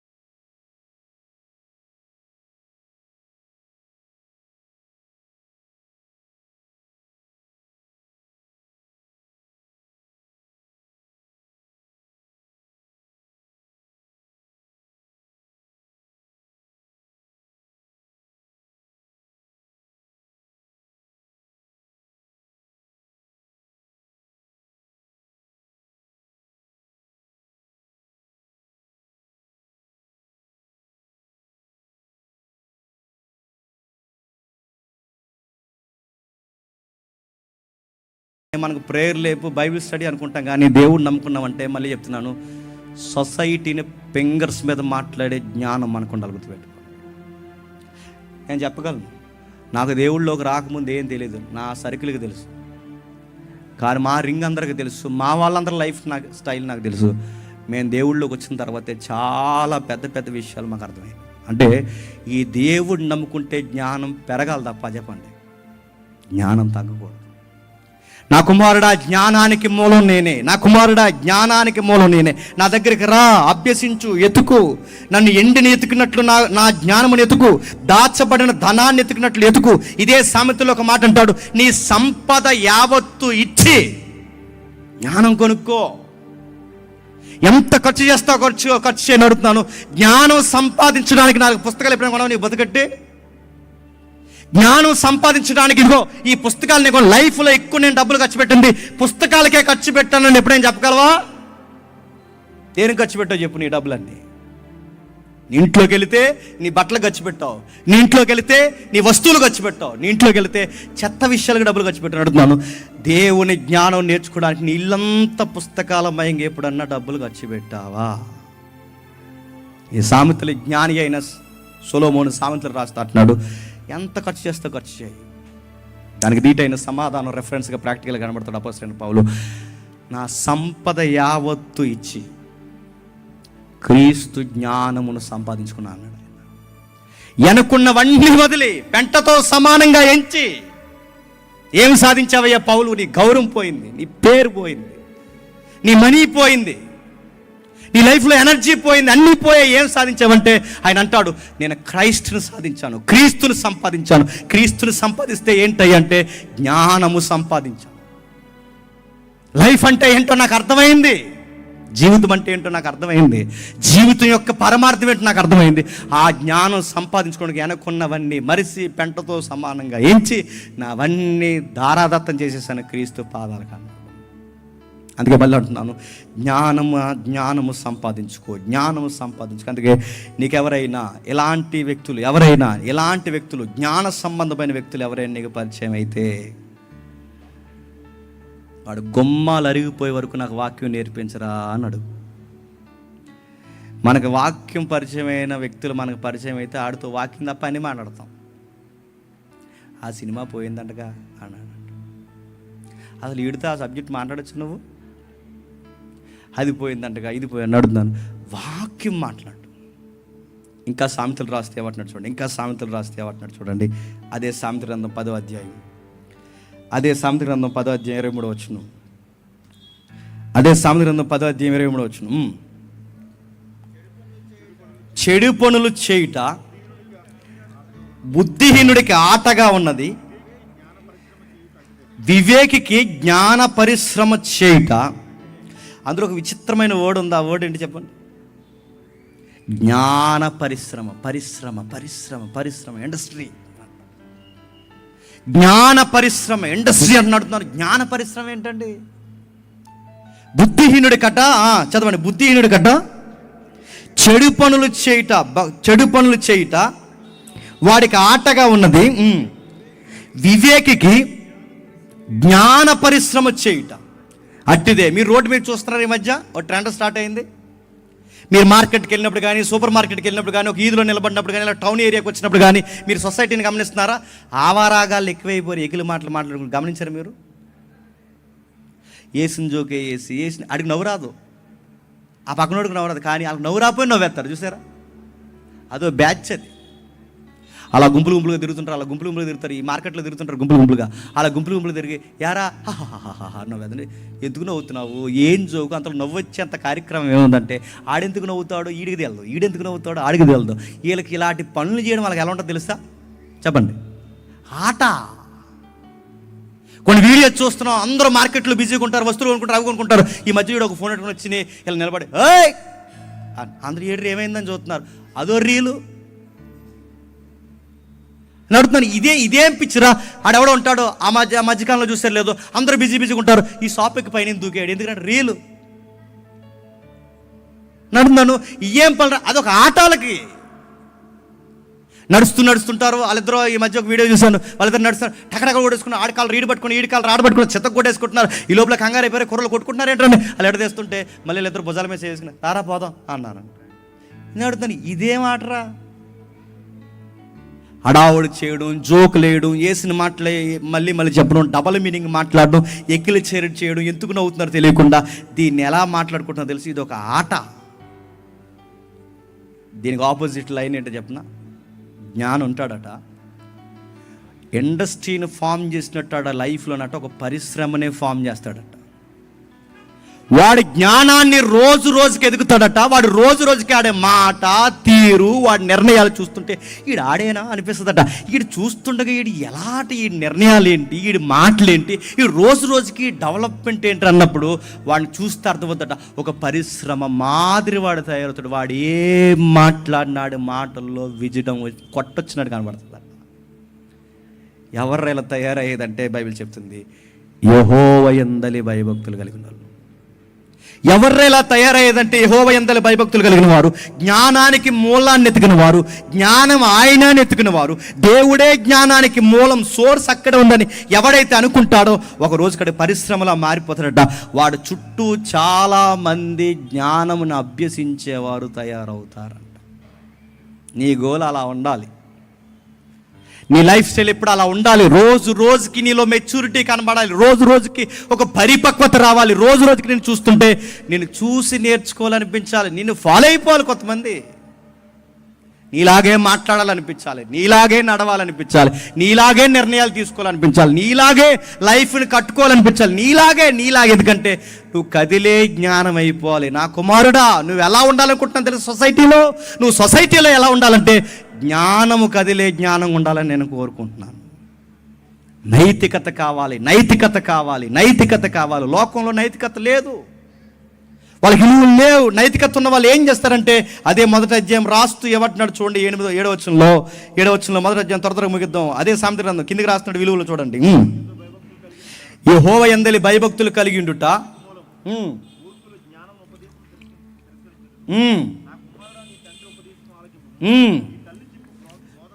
మూర్ఖుడు ఏం చేస్తాడట, జ్ఞానమును ఉపదేశమును తిరస్కరిస్తాడట. జ్ఞానాన్ని ఉపదేశాన్ని తిరస్కరిస్తాడు. అవును, వాళ్ళకున్న స్టైల్ అదే. వాళ్ళకి మంచి చెప్తే నచ్చదు. వాళ్ళు అంటారు, ప్రార్థనలు అంటారేంటి, బైబిల్ అంటారేంటి, ఇదంతా అవుట్ ఆఫ్ సబ్జెక్ట్. ఇప్పుడు ఈ టైంలో మనకేంటారు ఈ భక్తి భయం ఇలాంటివి మాట్లాడతారు. ఎందుకంటే వాళ్ళకి వాక్యం అన్నా ఉపదేశం అన్నా వాళ్ళ బుర్రకి ఎక్కదు. వాళ్ళకేంటి చెప్పిన, రిలీజ్ సినిమాలకి వెళ్ళిపోవడం జ్ఞానం వాళ్ళకి జ్ఞానం ఏంటి చెప్పిన, ఇలాంటి సాయంకాలం ముందు ఇలాంటి అడావుడి ఇవి ఉంటాయి కదా, అడావుడు ఏడు జరుగుతాయి సాయంకాలం టైంలో, ఏదో ఒక ఫెస్టివల్ ఏదో అడావుడి ఈవెంట్స్ జరుగుతాయి. అలా టైంలో రంగురంగులు బట్టలు వేసుకుని ఆలపుజాలు ఏలపుజాలు తాక్కుంటూ తిరుగుతూ అదొక లైఫ్, అదొక జ్ఞానం, అదొక రాయల్ లైఫ్. అలానే ఫీల్ అవుతారు. అదిగో నా ఎంక చూస్తుంది, అదొక స్టైలు. ఇదిగో నా ఎంక చూస్తుంది, ఇదొక స్టైలు. ఆ రంగులు పొంగులు ఇదొక స్టైల్. లైఫ్లో అలా మాట్లాడుకుంటూ అడుగుతున్నాను, ఇదొక స్టైల్. వాళ్ళకి వాక్యము ఉపదేశము ప్రార్థన అదంతా బోరింగ్ సబ్జెక్ట్ అడుగుతున్నాను. వాళ్ళని కూర్చోబెట్టిన ఒక 10 నిమిషాలు కూర్చోబెట్టిన వాళ్ళకి నిప్పుల మీద కూర్చొని ఉంటుంది, ఉండలేరు. ఎప్పుడు ముగించేస్తాడా ఈ జేమ్స్ గడ అని చూస్తారు తెలుసా. ఒకవేళ అలాంటి వాళ్ళు ఎవరంటే వాళ్ళకి అలాగే అనిపిస్తుంది. ఇంకా వదలలేట్లు ఎగితే సిగ్గేసి కూర్చుంటారు చాలామంది, నాకు తెలిసి ఇక్కడ. ఒకవేళ అలాంటి లేకపోతే దేవుని మహిమ. జ్ఞానం అభ్యసించేవాడు కోరుకుంటాడు, గంటల వాడు లైఫ్ని గురించి వింటాడు. కానీ మూర్ఖుడు, వాడికి ఇలాంటి సబ్జెక్ట్ వాడికి నచ్చదు, బోరింగ్ సబ్జెక్ట్. వాడికి 3-4 గంటలు సినిమా అయినా చూడాలనిపిస్తుంది, కానీ వాడికి 1 గంట మాత్రం వాక్యం చెప్పండి వినాలనిపిస్తుంది. వాడు తిరస్కరిస్తాడట. ఎథిక్స్ మాట్లాడుతున్నారు కింద చూడండి. యెహోవా యందలి భయభక్తులు కలిగి ఉన్నట్టు తెలివికి మూలము. ఆ తెలివైన వాళ్ళు ఏం చేస్తారంటే 9వ వచనంలో, అవి నీ తలకి సొగసైన మాలిక, నీ కంఠమునకు హారములో ఉన్నాయి. ఎప్పుడు 8వ వచనంలో, నా కుమారుడా నీ తల్లిని నీ తండ్రిని నీ తల్లి తండ్రి ఉపదేశాల బోధన త్రోసివేయకము, అవి నీ తలకు సొగసైన మాలికయు నీ కంఠమునకు హారమునై ఉన్నవి. ఇప్పుడు బాగా వినండి, నేను ప్రశ్న అర్థం చెప్పండి. ఇక్కడ ఎంతమంది యంగ్స్టర్స్ ఉన్నారో, బ్రదర్స్ అండ్ సిస్టర్స్ అందరిని అడుగుతుందని చెప్పండి. మిమ్మల్ని అందరిని అడుగుతాను, మోమాటం లేకుండా చెప్పండి. మన ఫ్రెండ్స్ మాట ఎక్కువ వింటామా, మన పేరెంట్స్ మాట మనం ఎక్కువ వింటామా చెప్పండి. పుళ్ళు మీద చెప్పండి. ఫ్రెండ్స్ మాటే వింటాం. పేరెంట్స్ ఏదన్నా మనకు చెబితే మనకు ఎలా ఉంటుంది? నస. నాకు తెలుసు ఆపు, నాకు తెలుసు. వాళ్ళు చెప్తున్నడుతున్నాను. మనం అనుకుంటామండి నేను మూర్ఖుడిని కాదు, మనం అనుకుంటామండి నాకు పొగరలేదు, మనం అనుకుంటామండి మేము అలాంటి లోక సంబంధమైన వ్యక్తులు కాదనుకుంటాం. కానీ బైబుల్ సామెత అంటుందండి, గుర్తుపెట్టుకోండి, మనం మూర్ఖులు. ఎందుకు చెప్పనా? మనం సరాసరి ఎవరిని ఎదిరిస్తాం చెప్పనా? మన పేరెంట్స్ని ఎదిరిస్తాం. నువ్వు మూర్ఖుడు కదా చెప్పు. మీ అమ్మ చెబుతున్న మాట నీ బుర్రకెక్కట్లేదు, మీ అయ్య చెబుతున్న మాట నీ బుర్రకెక్కట్లేదు. వాళ్ళు చెబుతుంటే ఇంత పాళ్ళలాగా ఎద్దులాగా ఎదిగి వాళ్ళ మీద తిరగబడి నువ్వు చెప్పగా నట్టున్నావంటే నిన్ను మూర్ఖుడు అనాలా, నీతిమంతుడు అనాలా? నిన్ను నీ ఫ్రెండ్స్కి ఆ ఆవారాగాల మాటలుంటావు, ఆ గాలోలు మాటలుంటావు, కానీ నీ ఫ్రెండ్స్ చెప్పే మాటలుంటావు, నీ పేరెంట్స్ మాటలుంటావా? వాళ్ళంటే మనకు లోకువా. ఒకవేళ మీరు బాధపడితే ఏడ్ చేయండి దేవుని సన్నిధిలో. ఎంత లోకువా చెప్పనా? మీ అమ్మ నాన్న నీకంత చదువుకోలేదని లోకువా. మీ అమ్మ నాన్న నీలాగా స్టైల్గా ఉండరని లోకువా. మీ అమ్మ నాన్నకి నీకులాగా మొబైల్ నాలెడ్జ్ లేదని లోకువా. మీ అమ్మ నాన్న నీకు ఎందుకు లోకువా చెప్పనా? నీకంత జ్ఞానం లేదని వాళ్ళ మీద చిన్న చూపు కనుక నీకు లోకువా. వాళ్ళ మాటను బుర్రకి ఎందుకు ఎత్తికెక్కించుకో తెలుసా? నీ జనరేషన్లో వాళ్ళ జనరేషన్ కలవట్లేదని నువ్వు ఏదో పెద్ద జ్ఞాని సైంటిస్ట్లా ఫీల్ అవుతున్నావు కనుక లోకువా. గుర్తుపెట్టుకో, నీకంత చదువు వాళ్ళకి లేకపోవచ్చు, నీకంత జ్ఞానం వాళ్ళకి లేకపోవచ్చు, నీకంత మొబైల్ నాలెడ్జ్ వాళ్ళకి లేకపోవచ్చు, కానీ నా టీనేజ్ మాత్రం వాళ్ళు దాటొచ్చారన్న సంగతి మాత్రం మర్చిపోకు. నా లైఫ్ని వాళ్ళు దాటొచ్చారన్న సంగతి మర్చిపోకు. వాళ్ళు దాటొచ్చినప్పుడు ఒక విషయం గుర్తుపెట్టుకో, నువ్వు ఏ చదువును చూసి అయితే వాళ్ళని తక్కువ అంచనా వేస్తున్నావో ఆ చదువు ఇచ్చింది వాళ్ళే. గుర్తుపెట్టుకో, ఏ జ్ఞానం చూసి వాళ్ళని ఎర్రోల్లా చూస్తున్నావో ఆ జ్ఞానం ఇచ్చింది వాళ్ళే. గుర్తుపెట్టుకో, ఏ మొబైల్ని బట్టి వాళ్ళ కళ్ళు కప్పే పనులు చేస్తున్నావో ఆ మొబైల్ ఇచ్చింది వాళ్ళే. గుర్తుపెట్టుకో, ఏ యొక్క పొగరు చూసుకుని మెట్టి పడుతున్నావో ఆ ప్రేమను ఇచ్చి నీకు ఆ నోటికి బలం ఇస్తున్నది వాళ్ళే. గుర్తుపెట్టు. నా కుమారుడా, బైబిల్ వరకు చెప్పలేదు, నా కుమారుడా, నా కుమార్తె, నా కుమారుడా, చదువుకున్న వారి పేరెంట్స్ మాటలే వినండి అని లేదు. పేరెంట్స్ మాట వినండి అంతే. వాళ్ళు చదువుకున్నా చదువుకుపోయినా, నీ తల్లిదండ్రులు చదువున్నవారైనా చదువు లేని వారైనా, వాళ్ళ జ్ఞానవంతులైనా జ్ఞానవంతులు కాకపోయినా వాళ్ళ మాట వినాలి. దీన్నే బైబిల్ ఏమని తెలుసా? ఎథిక్స్ అన్నది. ఎథిక్స్ విలువనివే, మోరల్స్ ఇవి. వాళ్ళ మాట వినాలి. వాళ్ళ మాట వినకపోతే అని అడుగుతున్నాను, మీ తల్లిదండ్రుల మాట వినకపోతే, అరే ఇంత చేసిన వాళ్ళ మాట నువ్వు వినకపోతే నీ లైఫ్లో నీకు ఎథిక్స్ ఉన్నాయా? చెబుతారు చెబుతారు చెబుతారు చెబుతారు. నేను చూసిన కొన్ని కేసులు చెప్తున్నాను. చెబుతారు. ఒకరోజు చెప్పడానికి వాళ్ళు ఉండరు, వయసు అయిపోయి వెళ్ళిపోతారు. ఆ రోజు గుండెలు బాదుకుని ఏడుస్తావు. కూడా తిరిగి వెనక తిరిగి అది చెయ్యొద్దు, ఇది చెయ్యొద్దు, అలా ఉండు, ఎలా ఉండని నెత్తి నోరు కొట్టుకుని ఒక గొంతు అరుస్తుంది వెనకాల. ఇలా ఉండు, అలా ఉండని ఎన్నోసార్లు చెప్తూ తిరుగుతాయే కొన్ని గొంతులు. అమ్మ నాన్న, ఇంట్లో బంధువులు, అలా వద్దని. ఒక కాలం అయ్యాక, ఒక వయసు అయ్యాక వాళ్ళు ఉండరు, వాళ్ళు వెళ్ళిపోతారు. వాళ్ళు చెప్పింది వెనక ఈ స్నేహితులు చెప్పిన మాట విని జీవితంలో నష్టాలు తెచ్చుకుని, కుంపడి తెచ్చుకుని నెత్తి మీద పోసుకున్న తర్వాత జీవితాన్ని ఎలా కట్టుకోవాలో తెలియక ఇటుపోక ఇరుక్కుపోయి జీవితాన్ని ఏం చేయాలో తెలియక అప్పుడు ఏడుస్తావు ఒంటరిగా చీకట్లోకి వచ్చింది. మా అమ్మ ఉంటే బాగున్నాం, మా నాన్న ఉంటే బాగున్నాం, మా పెదనాన్న ఉంటే బాగున్నాం, మామయ్య ఉంటే బాగున్నా. ఆ రోజు ఏడుస్తావు. గుర్తుపెట్టుకో. అందుకే సామెతలు అంటుంది, my dear friends, my son, me parents మాట వినండి. వాళ్ళకి చదువు లేకపోయినా, వాళ్ళకి జ్ఞానం లేకపోయినా, వాళ్ళకి ఏమీ లేకపోయినా, వాళ్ళకి నో చెప్పకండి. నీకు నచ్చకపోయినా నో చెప్పకండి. చేస్తాను డాడీ, చేస్తాను మమ్మీ, చేస్తాను. ఒకవేళ వాళ్ళు చెప్పేది అది ఉపయోగకరమైనది కాకపోతే ఎదిరించకండి. అర్థమయ్యేలా చెప్పండి. దీనివల్ల ఇలా టైం వేస్ట్ అవుద్ది, దీనివల్ల ఇలా మనీ వేస్ట్ అవుద్ది. వాళ్ళకి అర్థమయ్యేలా చెప్పండి. మీ మాటను వాళ్ళకన్నా బాగా ప్రపంచంలో ఎవడన్నా అర్థం చేసుకోగలడా? వాళ్ళకి అర్థమయ్యేలా చెప్పండి. ఇసుక్కోకండి, వాళ్ళ మీద కసురుకోకండి. అందుకే సామెతలు అంటుంది, లైఫ్లో ఎవడ సక్సెస్ అవుతాడు, జీవితంలో ఎవడు ఎత్తుకెదుగుతాడు, జీవితంలో యెహోవా కార్యములు సమస్తము సమకూర్చి ఏ వ్యక్తిని దేవుడు దీవెనకరంగా మారుస్తాడంటే బైబిల్ చెప్తుంది, పేరెంట్స్ని ఆనర్ చేసిన వాడిని, పేరెంట్స్ని ఎవడైతే హానర్ చేస్తాడో వాడిని దేవుడు బ్లెస్ చేస్తాడంట.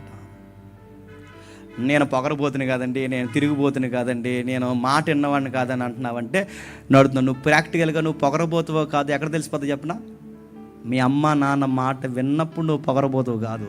మీ అమ్మ నాన్న మాట వినకపోతే చెప్పండి నువ్వు పొగరబోతువి, మూర్ఖుడివి. మూర్ఖులు ఉపదేశాన్ని తిరస్కరిస్తారు, మూర్ఖులు బోధన తిరస్కరిస్తారు, మూర్ఖులు త్రోసివేస్తారు. ఇప్పుడు అడుగుతున్నాను, ఈ మూర్ఖుల లిస్టులోకి ఎవరు వస్తారు చెప్పండి? ఎవడో సిగరెట్లు కాల్చివాడు, గంజా కాల్చివాడు అనుకోకండి, వాళ్ళు ఎవరో చెప్తా. దానికి లింక్ చేయండి. పేరెంట్స్ని ఎదిరించే వాళ్ళని, తల్లిదండ్రులు ఎవరైతే ఎదిరిస్తారో వాళ్ళే ఈ మూర్ఖులు. అనగానే ఎవరో బయట తిరిగే వాళ్ళు అనుకోకండి, పేరెంట్స్ని ఎవరైతే ఎదిరిస్తారో వాళ్ళే. 9వ వచనంలో ఒక మంచి మాట రాశాడు, నీ కంఠమునకు హారములై ఉన్నవి. పేరెంట్స్ని గౌరవిస్తే ఎలా ఉంటుంది చెప్పండి? సొసైటీలో మెళ్ళో ఈ మధ్య వచ్చింది కదా, ఈ డైమండ్ నెక్లెస్లు వేసుకుని తిరిగితే ఎంతగా మన ఇంకా అట్రాక్షన్గా మనం చూస్తారో మెడలు వేసుకొని. పేరెంట్స్ని గౌరవించేవాడిని కూడా సొసైటీ అలాగే చూస్తుందట. మీకు అర్థమైతే ధన్యత అండి. అదండి, అబ్బాయి వాళ్ళ అమ్మ నాన్నని చాలా ప్రేమగా చూస్తాడు, బాగా గౌరవిస్తాడు, వాళ్ళ అమ్మ నాన్న కోసం లైఫ్ పనంగా పెడేస్తాడు. ఆ అబ్బాయి అక్కడ ఉంటాడండి అని చెప్తారు. మన కోసం అలా చెప్పరు. అదే అత్తమాల వాళ్ళ నాన్న బూతులు తిడతాడు, ఎదవా అక్కడ ఉంటాడు, ఆవిడ ఎడతాడు. అదే మొన్న వాళ్ళ అమ్మ ఏదో సరైన కూర ఉండలేదని కంచం బయటకి ఇస్తాడు కాయండి, ఆ పంది ఎదవదిగా అక్కడ ఉంటాడు. మనల్ని ఎలా గుర్తుపడుతున్నారు కానీ బైబిల్ చెప్తుంది చూడండి, నిన్ను నక్లీస్ మాదిరి గుర్తుపట్టాలట, ఒక హారం పెట్టుకున్నట్టు. ఎంత బ్యూటిఫుల్గా ఉంటాడండి వాడు. ఎదుటోళ్ళని గౌరవించే విధానం, వాళ్ళ పేరెంట్స్ని గౌరవించే విధానం, వాళ్ళ పేరెంట్స్ కోసం వాడు తీసుకునే నిర్ణయాలు భలే ఉంటాయండి.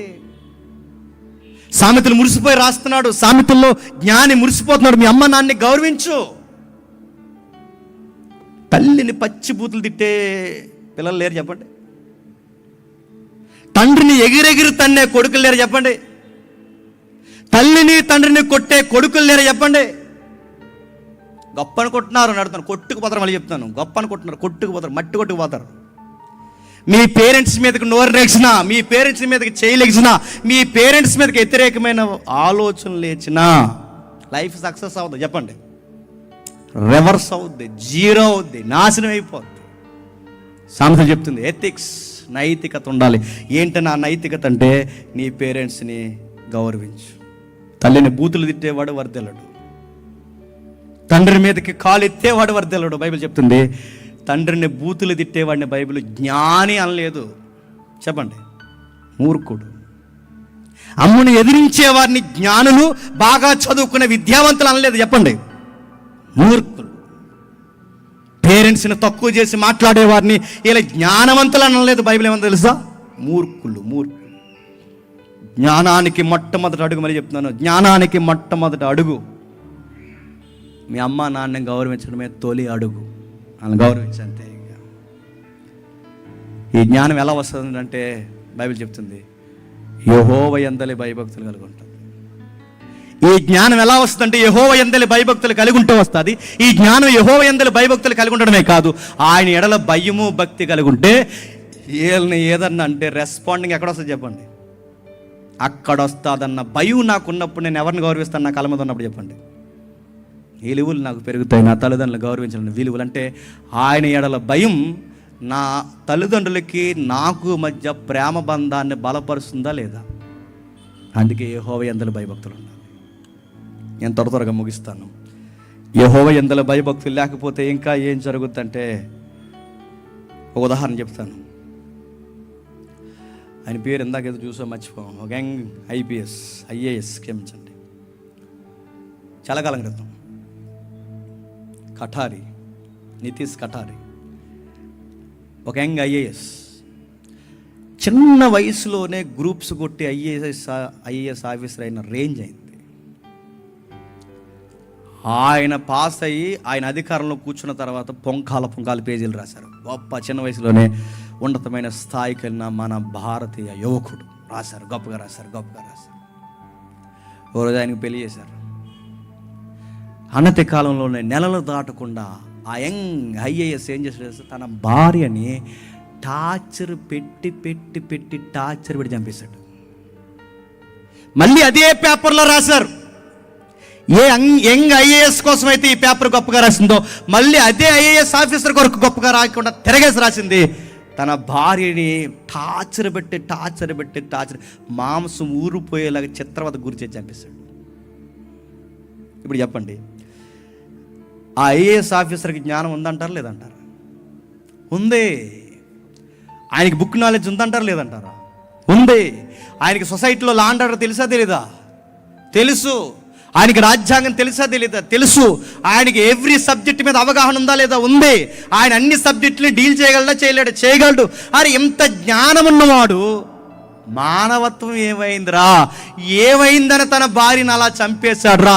ఇంత జ్ఞానవంతుడు ఇలాంటి పని ఎలా చేశాడ్రా అన్న ప్రశ్న మీకు అర్థమైతే, ఆయనకి జ్ఞానం ఉంది, ఆయనకి సమాజం పట్ల స్పృహ ఉంది, అన్నీ ఉన్నాయి. కానీ జ్ఞానం ఉన్న ఆయనకి చెప్పండి, యెహోవా ఎడల భయభక్తులు లేదు. ఈ పాయింట్ మీకు అర్థమైతే చాలు. జ్ఞానం ఉన్నంత మాత్రాన మనం బతకలేం. లా అండ్ ఆర్డర్ తెలిసినంత మాత్రాన మనం బతకలేం. రాజ్యాంగం తెలిసినంత మాత్రాన మనం బతకలేం. సొసైటీ మీద ప్రతి సబ్జెక్ట్ మీద మనకు అవగాహన ఉన్నంత మాత్రాన మనం బతకలేం. ఈ గూగుల్ మ్యాప్లు ఇవన్నిటి మీద మనకు అవగాహన ఉన్నా బతకలేం.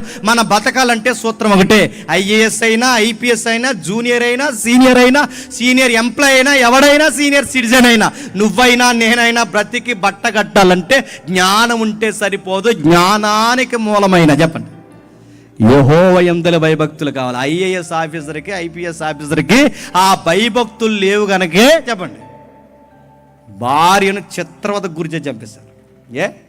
ఎన్ఆర్ఐ సంబంధాలు ఇంక ఇండియాలో సంబంధాలు నచ్చలేదు కొంతమందికి. ఎన్ఆర్ఐ సంబంధించిన ఎన్ఆర్ఐని ఇలా పంపలేదు, ఎన్ఆర్ఐ మళ్ళీ ఇంటికి పంపించేద్దరు లేదా? ఏమైంది రే, మీరు ఇంటర్నేషనల్ ఇంగ్లీష్ మాట్లాడతారు కదరా, మీకు ఫారిన్ కరెన్సీ తెలుసు, ఇంటర్నేషనల్ బ్యాంక్స్ తెలుసు, మీ పెట్టుబడులు ఎక్కడే కదా అక్కడ కూడా ఉన్నాయి, ఇంత తెలుసు మీరు నీ భార్యను అంత చిత్రవతకు గురి చేస్తున్నావు ఏంటంటే, వాడికి జ్ఞానం ఉంది, లాంగ్వేజ్ మీద నాలెడ్జ్ ఉంది, వాడికి విదేశీ పర్యటన పట్ల, జర్నీ పట్ల వాడికి జ్ఞానం ఉంది. కానీ వాడికి మానవత్వం లేకపోవడానికి కారణం ఏంటో తెలుసా? యెహోవా యందలి భయభక్తులు. మీరు ఎక్కడ తిప్పి కొట్టండి సామెతలంతా, మీరు ఎక్కడ తిప్పి రాయండి సామెతలంతా, మీరు ఎక్కడైనా సొలొమోను కదపండి, సొలొమోను పిండి తీసిన సారంలో ఒక మాట, ఆయన ఎల్ల భయభక్తులు లేకపోతే జ్ఞానం ఏంటో తెలియదు, ఆ జ్ఞానం ఏంటో తెలియకపోతే ఎథిక్స్ ఏంటో మనకి ఎప్పటికే చెప్పండి అర్థం కావు. అందుకే కిందికి అంటున్నాడు, అందుకే కిందికి మాట్లాడుతూ ఒక మాట అంటున్నాడు 20 వచ్చి నుండి, అదే మొదటి అధ్యాయం 20 వచ్చి నుండి ముగిద్దాం. జ్ఞానము వీధుల్లో కేకలు వేయుచున్నది, గొప్ప సందడి గల స్థలముల్లో ప్రకటన చేయుచున్నది, పట్టణముల్లోను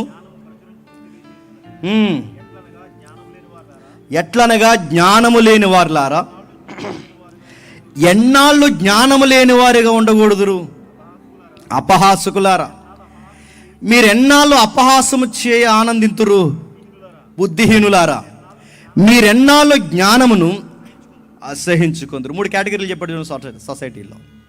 ఏంటి ఆ 3 కేటగిరీలు ఏంటి చెప్తున్నారు చూడండి. 1 జ్ఞానం లేనోళ్ళు, 2 అపహాసకులు, 3 చెప్పండి బుద్ధిహీనులు. ఈ ముగ్గురు గురించి చెప్తారు చూడండి. ఒకటంట చెప్పండి జ్ఞానం లేనివారు, అంటే కామన్ పీపుల్స్, అంటే వీళ్ళు ఏమి నేర్చుకోరు, అలా అని నేర్పిస్తే నేర్చుకోరు. మాకెందుకండి అంటారు. మరి మీకే నేర్పిస్తున్నా మీకు ఏం తెలుదంటే మాకు అర్థమవుతుందండి అంటారు. అంటే ఓ పట్టణాలు ఏమి నేర్చుకోరు, అలా నేను ఏమైనా మోసపోతే మాకు తెలియక మోసపోయామంటారు. అంటే వీళ్ళు కామన్గా ఆ పూటకు తిన్నామా, ఆ పూటకు నిద్రపోయామా, ఆ పూటకు లేసామా, అంతే లైఫ్. ఇలా కామన్గా బతికేసి ఒక సొసైటీలో ఉండే ఒక బ్యాచ్ అన్నమాట. 2వది ఎవరట, ఇప్పుడు ట్రెండ్ బాగా నడుస్తుంది, అపహాసకులు అంటే ట్రోలింగ్స్ ఎక్కువైపోయి మధ్య చూసారా, ట్రోల్స్ సోషల్ మీడియాలో.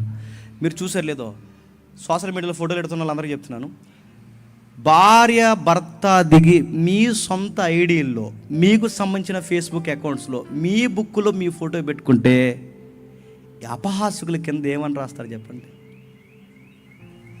ఇద్దరు భార్య భర్తలు వాళ్ళ ఫ్యామిలీ పిక్ని వాళ్ళ సొసైటీలో ఆ సోషల్ ప్లాట్ఫామ్ మీద వాళ్ళు ఆ ఫోటో పెట్టుకుంటే కింద ఒకటి రాశాడు, ఏమని చెప్పిన, నీకు ఆడేలా నచ్చాడే అని రాశాడు.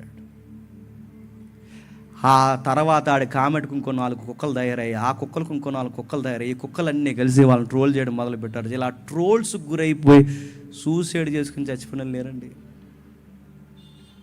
ఆ మధ్య అమ్మాయిని ఎవరినో ఊరేగించేశారు,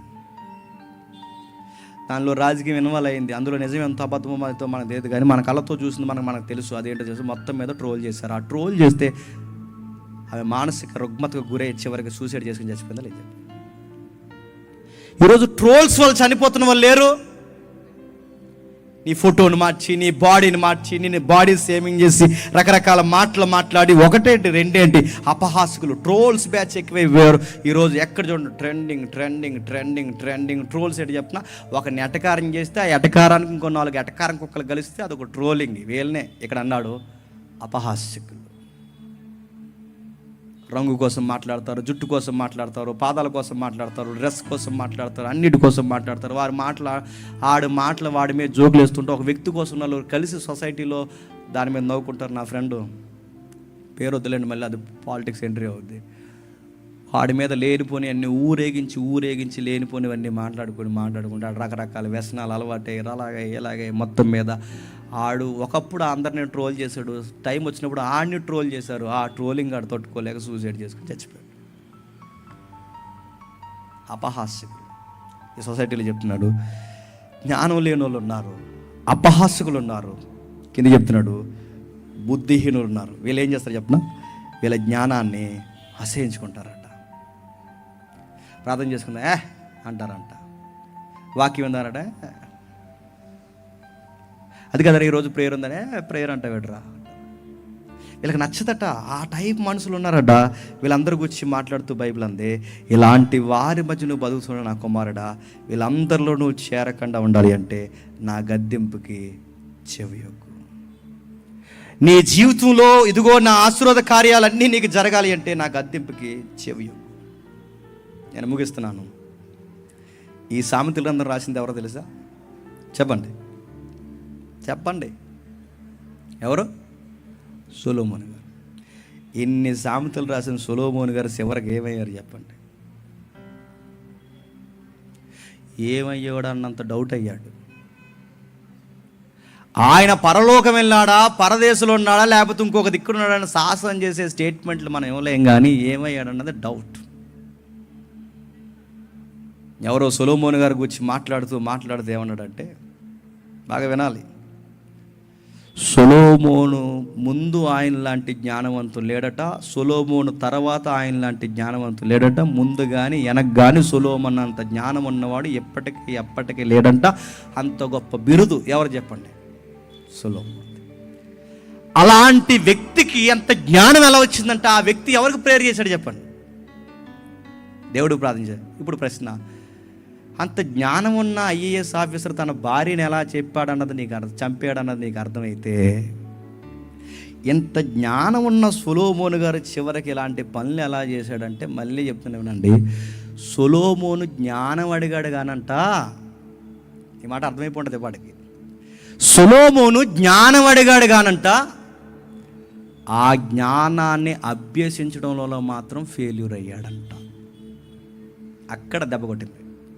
సొలొమోనుకి జ్ఞానం ఉంది, సొలొమోనుకి సామెతలు తెలుసు, సొలొమోనుకి సాంగ్స్ తెలుసు, సొలొమోనుకి పరమగీతాలు తెలుసు, సొలొమోనుకి భూమి కింద సూర్యుని కింద జరుగుతున్నవన్నీ తెలుసు. సొలొమోను గారికి అంత జ్ఞానం ఉంది. కానీ సొలొమోను గారి గురించి రాస్తూ ఇలా అంటున్నాడు, ఇంత గొప్ప జ్ఞాని సొలొమోనుకి, ఇంత తెలిసిన ఆయనకి జ్ఞానం తెలుసు, కానీ ఆ జ్ఞానాన్ని అభ్యసించాలన్న జ్ఞానం తెలియదండి. ఎంత పెద్ద మాట అండి అది. ఆయనకి జ్ఞానం తెలుసు, కానీ ఆ జ్ఞానాన్ని అభ్యసించాలన్న జ్ఞానం లేదంట ఆయనకి.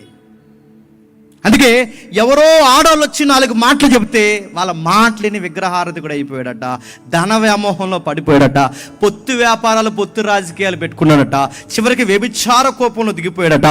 ఇంత జ్ఞాని ఇలాంటి పొరపాటు ఎలా చేశాడంటే, మళ్ళీ చెప్తున్నాను, జ్ఞానం ఉంటే సరిపోదు. చెప్పండి, యెహోవా యందలి భయభక్తులు ఉండాలి. నాకు బైబిల్ ఆదికాండం నుంచి ప్రకటన గ్రంథంలో తెలిసి అంటే తెలిస్తే ఎవరికి కావాలి? తెలిసింది పాటించడం కావాలి. నాకు మత్తయి సువార్తలో ఏముందో నాకు తెలుసండి, నన్ను పిలవకుండా చచ్చకన్నాడు ఒకడు. నీకు మత్తయి సువార్తలో ఏముందో తెలుసని ఇటు బ్యాంది తాగెత్తున్నాడు, బ్యాంది సభలో కూర్చుని. చూసారు లేదా వీడియో? సామెతలో సొలొమోను ఏమన్నా తెలుసా? నాకు తెలుసు అంటున్నాడు, 90 వేసేసి. అరే వీడికి అన్నీ తెలిసినాడు, వీడికి అన్నీ తెలుసు, మత్తయి తెలుసు, సామెతలు తెలుసు, ప్రసంగి తెలుసు, ప్రకటన తెలుసు, అన్నీ తెలిసిన వీడికి అరే ఎంత జ్ఞానం తెలిసిన వీడు, జ్ఞానమే తెలుసు. చెప్పండి, భయం తెలియదు. భయం నడుతున్నాను, భయం నరకానికి పోతామని కాదు, భయం దేవుడు ఏదో అగ్నిలో వేసేస్తాడని కాదు, భయము మనం ఏదో అయిపోతామని కాదు, భయం మనల్ని బాగు చేస్తుందని భయపడాలి. భయం దేవుడు మనల్ని నిలబెట్టే భయం ఒకటి ఉంటే ఆ భయం మనల్ని బాగు చేసే జీవితానికి ఒక అర్థం ఇస్తుందని భయపడాలి. అంటే మనల్ని దేవుడు ఏదో చేస్తాడని భయం కాదండి. మనం భయపడకపోతే మనకి బతకడం చేత కాదని భయపడాలి. అందుకే దేవుడు అంటున్నాడు భయపడాలి. సొలొమోను గారు ఆయన భయపడటం మానేశాడు. వీళ్ళ తండ్రి ఎవరు చెప్పండి? ముగిస్తాను. ఈయన తండ్రి ఎవరు చెప్పండి? దావీదు గారు. నడుతున్నాను. సొలొమోను గారికి ఉన్నంత జ్ఞానం దావీదు గారికి ఉందండి. సొలొమోను గారి లెక్కలు దావీదు గారికి వచ్చా? సొలొమోను గారు లాంటి కన్స్ట్రక్షన్స్ దావీదు గారు చేయగలరా? సొలొమోను గారు లాంటి ఈ ఏవైతే పాలిటిక్స్, ఈ పొలిటికల్ సైన్స్లో ఈ పొత్తు బిజినెస్ ఆయన చేయగలడా? సొలొమోను గారు లాంటి ఈ విదేశీ వ్యాపారాల్లో ఈ సంబంధాలు పెట్టుకోగలడా ఆయన? సొలొమోను కన్నంత జ్ఞానం లేదు, సొలొమోను గారికి ఉన్నంత వ్యాపారం లేదు, సొలొమోను గారికి ఉన్నంత బంగారం లేదు దావీదు గారికి. కానీ గమనించండి, సొలొమోను గారికి ఉన్నంత జ్ఞానము వ్యాపారం దావీదు గారికి లేకపోయినా దావీదు గారికి దేవుడిచ్చిన సర్టిఫికేట్ ఏంటో తెలుసా? నా ఉద్దేశానుసారుడైన మనసు. ఆయనలో ఉన్నదేంటి, ఈయనలో లేనిదేంటి, ఈయనలో లేనిదేంటి, ఆయనలో ఉన్నదేంటి, ఆయనలో లేనిదేంటి, ఈయనలో ఉన్నదేంటి? యెహోవా యందలి భయభక్తులు కదా, యెహోవా యందలి భయభక్తులు. దావీదు గారు చూడండి, దావీదు గారికి దేవుడు అంటే భయం. నన్ను విడిచిపోవద్దని పట్టుకుని ఏడ్చాడు, నన్ను కడిగని పట్టుకుని ఏడ్చాడు, నీ రక్షణ భాగ్యం దూరం చేయొద్దని ఏడ్చాడు. దేవా నువ్వు లేకపోతే నా జీవితానికి అర్థం లేదు ప్రభువా అని ఏడ్చాడు. నీ ఆత్మను దూరం చేయొద్దు ప్రభువా, రక్షణ ఆనందాన్ని తీయొద్దని ప్రభువా అని ఏడ్చాడు. ఈయనకున్న భయము, ఈయనకున్న ఏడుపు ఎవరికి లేదు చెప్పండి? సొలొమోనుకి లేదు. అందుకే చూడండి, చిన్నవాడైన దావీదు, జ్ఞానంలో తక్కువవాడైన దావీదు నచ్చాడు, కానీ జ్ఞానంలో ఎక్కువవాడైనా చెప్పండి సొలొమోను దేవునికి చెప్పండి డౌట్ఫుల్గా ఉండిపోయాడు. నేను ముగిస్తున్నాను, ఒట్టే చెప్తున్నాను, నిజంగా ముగిస్తాను. ఈ సామెతల్లో ఉన్నవన్నీ కొన్ని కొటేషన్స్ ఉన్నాయి. త్వరగా ఇందాక స్టార్టింగ్లో చదవగా ఆ కొటేషన్స్ నేను పదాలు చదువుతాను, మీరు జస్ట్ కోట్ చేయండి. దావీదు కుమారుడైన ఇశ్రాయేలు రాజు అయిన సొలొమోను సామెతలు, అందులో కొన్ని పదాలు ఉన్నాయి చూడండి. జ్ఞానము, ఉపదేశము, వివేకము, సల్లాపములు. సల్లాపములు అంటే కార్యాలు, ఉల్లాసము, సల్లాసం అంటారు సరే, ఇవన్నీ కార్యక్రమాలు కూర్చోన్నమాట. సల్లాసములు, ఇంకా నీతి, న్యాయము, యథార్థత, బుద్ధి, కుశలత, ఇంకా వివేచన, పైన జ్ఞానము, కింది పాండిత్యము, ఇంకా నీతి సూత్రాలు. ఇంకా మాట్లాడుతున్నాడు వివేకం కలిగిన మనస్సు. ఇవన్నీ పాటిస్తేనట లోకమట బాగానండి. ఈ సామెతల్లో చెప్పిన ఈ విలువలు పాటిస్తే ఎలా ఉంటాడయ్యా అని మీరు లోకాన్ని అడిగితే, లోకం ముక్కు మీద వేలేసుకునేలా ఉంటాడట మనిషి. నువ్వు ఉన్నావా? లేవు. నువ్వు ఉన్నావా? లేవు. నువ్వు ఉన్నావా? లేవు. నువ్వు ఉన్నా? లేను. కానీ ఈ భూమి మీద ఈ సామెత గ్రంథంలో ఉన్న ఈ సూత్రాలన్నీ బుద్ధి, కుశలత, జ్ఞానము, పాండిత్యము, యథార్థత, వివేకము, సల్లాసము, నీతి, న్యాయము, ఇవన్నీ పాటించిన ఒక వ్యక్తి 33.5 సంవత్సరాలు ఈ భూమి మీద బతకాడంట. ఇవన్నీ పాటించిన వ్యక్తి ఎలా ఉంటాడు అంటే, ఇవన్నీ పాటించిన వ్యక్తి ఎలా ఉంటాడు? అదిగో నజరేయుడైన యేసు అలా ఉంటాడు. మీరు ఆయన్ని చూడండి. మీరు ఎప్పుడైనా ఆయనకి బుద్ధి కొంచెం తక్కువ ఉందని ఎప్పుడైనా యేసుక్రీస్తు వారి కోసం మాట్లాడగలమా? ఆయన ఎప్పుడైనా కంగారు పడి ఈ మాట అనేసాడు, అందుకే యేసు ప్రభు వారు సారీ చెప్పాడని ఎప్పుడైనా మన బైబిల్లో చదువుతామా? బయట చదువుతామా? యేసు ప్రభు వారు అనవసరంగా ఈ టైంలో కోపడ్డాడండి అనే పాయింట్ ఆయన లైఫ్లో ఉందా? యేసుక్రీస్తు వారు ఎందుకో సారీ చెప్పాడండి, ఆయనకి సోమర్తనం ఎక్కువండి అని ఎక్కడైనా చదువుతామా? యేసుక్రీస్తు వారిలో భాగమేనండి. సామెతల్లో చెప్పిన సోమర్తనం ఆయనలో ఉందా? సామెతల్లో చెప్పిన అనవసరమైన కోపం ఆయనలో ఉందా? సామెతల్లో చెప్పిన బుద్ధి లేని తనం ఆయనకు ఉందా? మూర్ఖత్వం ఆయనకు ఉందా? సామెతల్లో ఏ విలువలైతే ఉండాలనుకున్నాడో ఆ విలువలన్నీ ఎవరిలో కనబడతాయి చెప్పండి? ప్రభు అయిన యేసుక్రీస్తు వారిలో కనబడతాయి. అందుకే చూడండి, సామెతల గ్రంథాన్ని సారాన్ని బయటకు తీస్తే, ఆ జ్ఞానానికి రూపాన్ని ఇస్తే, ఆ రూపం ఎవరవుతుందో తెలుసా? ప్రభు అయిన యేసుక్రీస్తు వారు అవుతారు. అందుకే ప్రభు అయిన యేసుక్రీస్తు వారిని చూస్తే, ఆయన ఉద్దేశాన్ని, ఆయన కార్యక్రమాలు చూస్తే, ఆయన తీరును మనం చూస్తే కొట్టొచ్చినట్టు మనకు కనబడుతుంది. ప్రభు అయిన యేసుక్రీస్తు వారు దేవుడు కోరుకున్న మనుష్యుడు. అందుకే ఆయన బాప్టిజం తీసుకుని ఒడ్డుకు వచ్చిన వెంటనే పరలోకం నుంచి ఒక శబ్దం వచ్చింది, బంగారు పత్రం. ఏమన్నా తెలుసా? ఈ నా ప్రియ కుమారుడు, ఈయన యందు నేను ఆనందిస్తున్నాను. ఒక్క మైనస్ యేసుప్రభువులో జీవించండి. ఒక్కటి నడుతాను, ఒక్క మైనస్ లేకుండా అంత అలాగా ఆయన ఎలా బతకగలిగాడు అబ్బా అంటే కొంతమంది అంటారు ఆయన దేవుడు అన్నాడు. మూతిమి కూడా ఎలా అన్నారంటే ఆయన దేవుడే కదా. అదర్ సైడ్ అంటే చెప్తున్నా ఆయన మానవుడు కూడా. అంతలా ఆయన ఎలా బ్రతకగలిగాడంటే గుర్తుపెట్టండి, హెబ్రీ పత్రికలు అంటాడు ఆయన శరీరధారి అయి ఉన్న దినముల్లో తన తండ్రికి భయభక్తులు కలిగి జీవించాడు గనక చెప్పండి ఆ లైఫ్ని చూపించగలిగాడంట. ఇప్పుడు చెప్పండి, సామెతల్లో ఉన్నవన్నీ పాటిస్తే, సొలొమోను చెప్పినవన్నీ పాటిస్తే ఎలా ఉంటామండి అని మీరు నన్ను అడిగితే అచ్చు చెప్పండి యేసుప్రభువులో ఉంటాం. ట్రై చేద్దామా? యేసుక్రీస్తు వారిలో ఉంటాం అంటే సాక్షాత్తు క్రీస్తును ధరించుకున్న వారిలో ఉంటామంటే ఖచ్చితంగా ఉంటాం.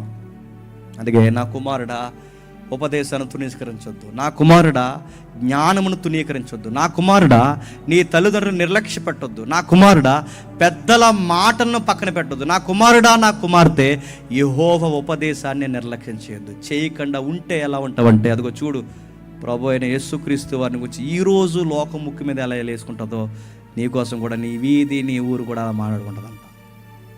యంగ్స్టర్స్ తమ్ముళ్ళని చెల్లెల్ని అందరిని అడుగుతున్నాను, ప్రభు అయిన యేసుక్రీస్తు వారిని ప్రాక్టీస్లోకి తీసుకురండి, ఆయనలాగా జీవించే ప్రాక్టీస్లోకి తీసుకురండి. ఈయనకి ముంగుర్తుగా బతికిన వాళ్ళు ఉన్నారు చూడండి. ఆ యోసేపు ఎంత భయపడ్డాడో మీరు చూడండి. నీతికి పడి జీవించినందుకు ఆ అబ్బాయికి ఇచ్చిన పనిష్మెంట్ ఏంటో చెప్పిన 14 సంవత్సరాలు జైలు వేశారు కదా అబ్బాయికి. నీతికి పడి నిలబడినందుకు యోసేపుకి 14 సంవత్సరాలు చేయని తప్పుకి శిక్ష చేస్తే నీతికి పడి నిలబడినందుకు నాశనం అయిపోయాడని చరిత్రలో చదువుకున్నావా? ఆ దేశానికి ప్రధానమంత్రి అయిపోయాడు. నీతికి పడి నిలబడినందుకు దానియేలుని తీసుకెళ్ళి సింహాల బోన్లో భయంకరమైన అన్యాచారాల్లో ఆయన గుర్తేసి చంపేయాలని ప్లాన్ చేస్తే 70-80 సంవత్సరాలను ఒత్తుడు గురి చేస్తే చివరికి దానియేలు ఆ సింహాసనం ముందు ప్రధానమంత్రి స్థాయికి వెళ్ళిపోయాడు. ఇప్పుడు చెప్పండి, నీతికి పడి జీవిస్తే సొసైటీలో కష్టంగా ఉందన్నా అనకండి. ఎందుకంటే కష్టంగానే ఉంటుంది, పనిష్మెంట్గానే ఉంటుంది, అవసరమైతే జైల్లో పడేస్తారు. కానీ నువ్వు అలా ఓపుకుండు దేవుడు నిన్ను ఎక్కడ కూర్చోబెట్టాలో చెప్పండి తీసుకెళ్ళి అక్కడ కూర్చోబెడతాడు. అందుకే నీతి నిమిత్తము చెప్పండి హింస, నీతికి పడి చచ్చే వాళ్ళు కావాలండి, నీతి కొరకు ఆకలి దప్పులు కలిగిన వారు కావాలి, నీతి కొరకు అన్నీ వదిలేసుకునే వాళ్ళు కావాలి, నీతికి పడి చచ్చే వాళ్ళు కావాలి. నీతి నీతి నీతి అని నిలబడండి. నీ సమస్త కార్యాలు యెహోవా సమస్తము సమకూర్చి జరిగిస్తాడు. ప్రస్తుతానికి కష్టంగా అనిపిస్తాయి, అన్నీ మూసుకుపోయినట్టు అనిపిస్తాయి, ఇక హోప్ పోయినట్టు అనిపిస్తుంది, అయిపోయింది జీవితం అనిపిస్తుంది. కానీ ఆ నీతిని అలా పట్టుకుని గట్టిగా నిలబడిపో, సమస్తము సమకూర్చి నీ మార్గాలు సరళమైన చేస్తాడు. ప్రభు అయిన యేసుక్రీస్తు వారిని చూసి ఆనందించిన ఆ యెహోవాయే నిన్ను నన్ను కూడా చూసి ఆనందిస్తాడు. ఈ తరంలో కూడా మన గురించి సాక్ష్యం ఇస్తాడు. నా బిడ్డలు, నా కుమారులు, నా యొక్క సంతానం నేను చాటుకోవాలని ఈ రోజుకి పరలోకపు దూతల సమూహంలో ఎదురు చూస్తుంది. అందుకే బైబిల్ చెప్తుంది, నా కుమారులారా జ్ఞానం సంపాదించండి. నిజంగానే ఓ పుస్తకం చదివావా? జ్ఞానం సంపాదించడానికే చదువు. ఒక లెక్కలు చేస్తున్నావా? జ్ఞానం సంపాదించడానికే చేయి. ఒక కాంపిటేటివ్ ఫీల్డ్లో ఉన్నావా?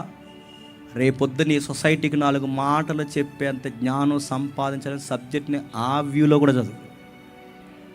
నేను చూస్తే అనిపించాలి వీడు చాలా అవసరమైన అబ్బాయిరా అని, అలానే చదువు, అలాగే ఉద్యోగం కొట్టు, అలాగే నిలబడు. దేవుడు చెప్పుకున్న కుమారుల వర్ధన్లు, నేను ఉన్నతమైన స్థాయి, నువ్వు కోరుకున్న ఉద్యోగం అని చెప్తాను. నువ్వు దాన్ని ఎదుక్కుని వెళ్ళడం కాదు, అదే నేను ఎదుక్కున్నా. మీరు ఏ కాంపిటేటివ్ ఫీల్డ్ ఉన్నారు మీరు రాసి పెట్టుకోండి. ఈ ఎథిక్స్ మీరు ఫాలో అవ్వండి, ఈ దేవుడికి భయపడండి. మీ రూమ్స్లో ఉన్నప్పుడు, మీ క్లాస్ రూముల్లో ఉన్నప్పుడు, మీరు కాలేజీకి పోతున్నప్పుడు, లేదా మీ సెంటర్స్కి పోతున్నప్పుడు, మీ ఉద్యోగాలు ఎక్కడికి పోయినా ఈ భయభక్తులు కలిగి ఉండండి. ఆయన ఎళ్ళ భయభక్తులు కలిగిన వాడిని గోతులోని తీసుకెళ్లి సింహాసనం మీద కూర్చోబెట్టిన దేవుడు ఈయన. ఆయన ఎళ్ళ భయభక్తులు కలిగిన వాడిని సింహాలను నోర్లు మూచేసి తీసుకెళ్లి సింహాసనం మీద కూర్చోబెట్టిన దేవుడు ఈయన. ఆ రోజు ఉన్న దేవుడే ఈ రోజు ఉన్నాడు, ఈ రోజు ఉన్న దేవుడే రేపు ఉంటాడు, ఈ రోజు ఉంటాడు, నీతో ఉంటాడు, నాతో ఉంటాడు. నమ్మే ఆయన నీ గొప్ప కార్యాలు జరిగించి, నీ తల్లిదండ్రులను గౌరవించి, నీ ఆశ్చర్య కార్యాలు జరిగించి, నీ తల్లిదండ్రులని దీవెనకరంగా నీకు వారికి మార్చే దేవుడు, గొప్ప దేవుడు ఈ రోజుకి దినమెల్లా చేతులు చేసి నిన్ను నన్ను పిలుస్తున్నాడు. ఆ యేసయ్య నీకు నాకు తోడై ఉండగాక. ఆమేన్, ఆమేన్.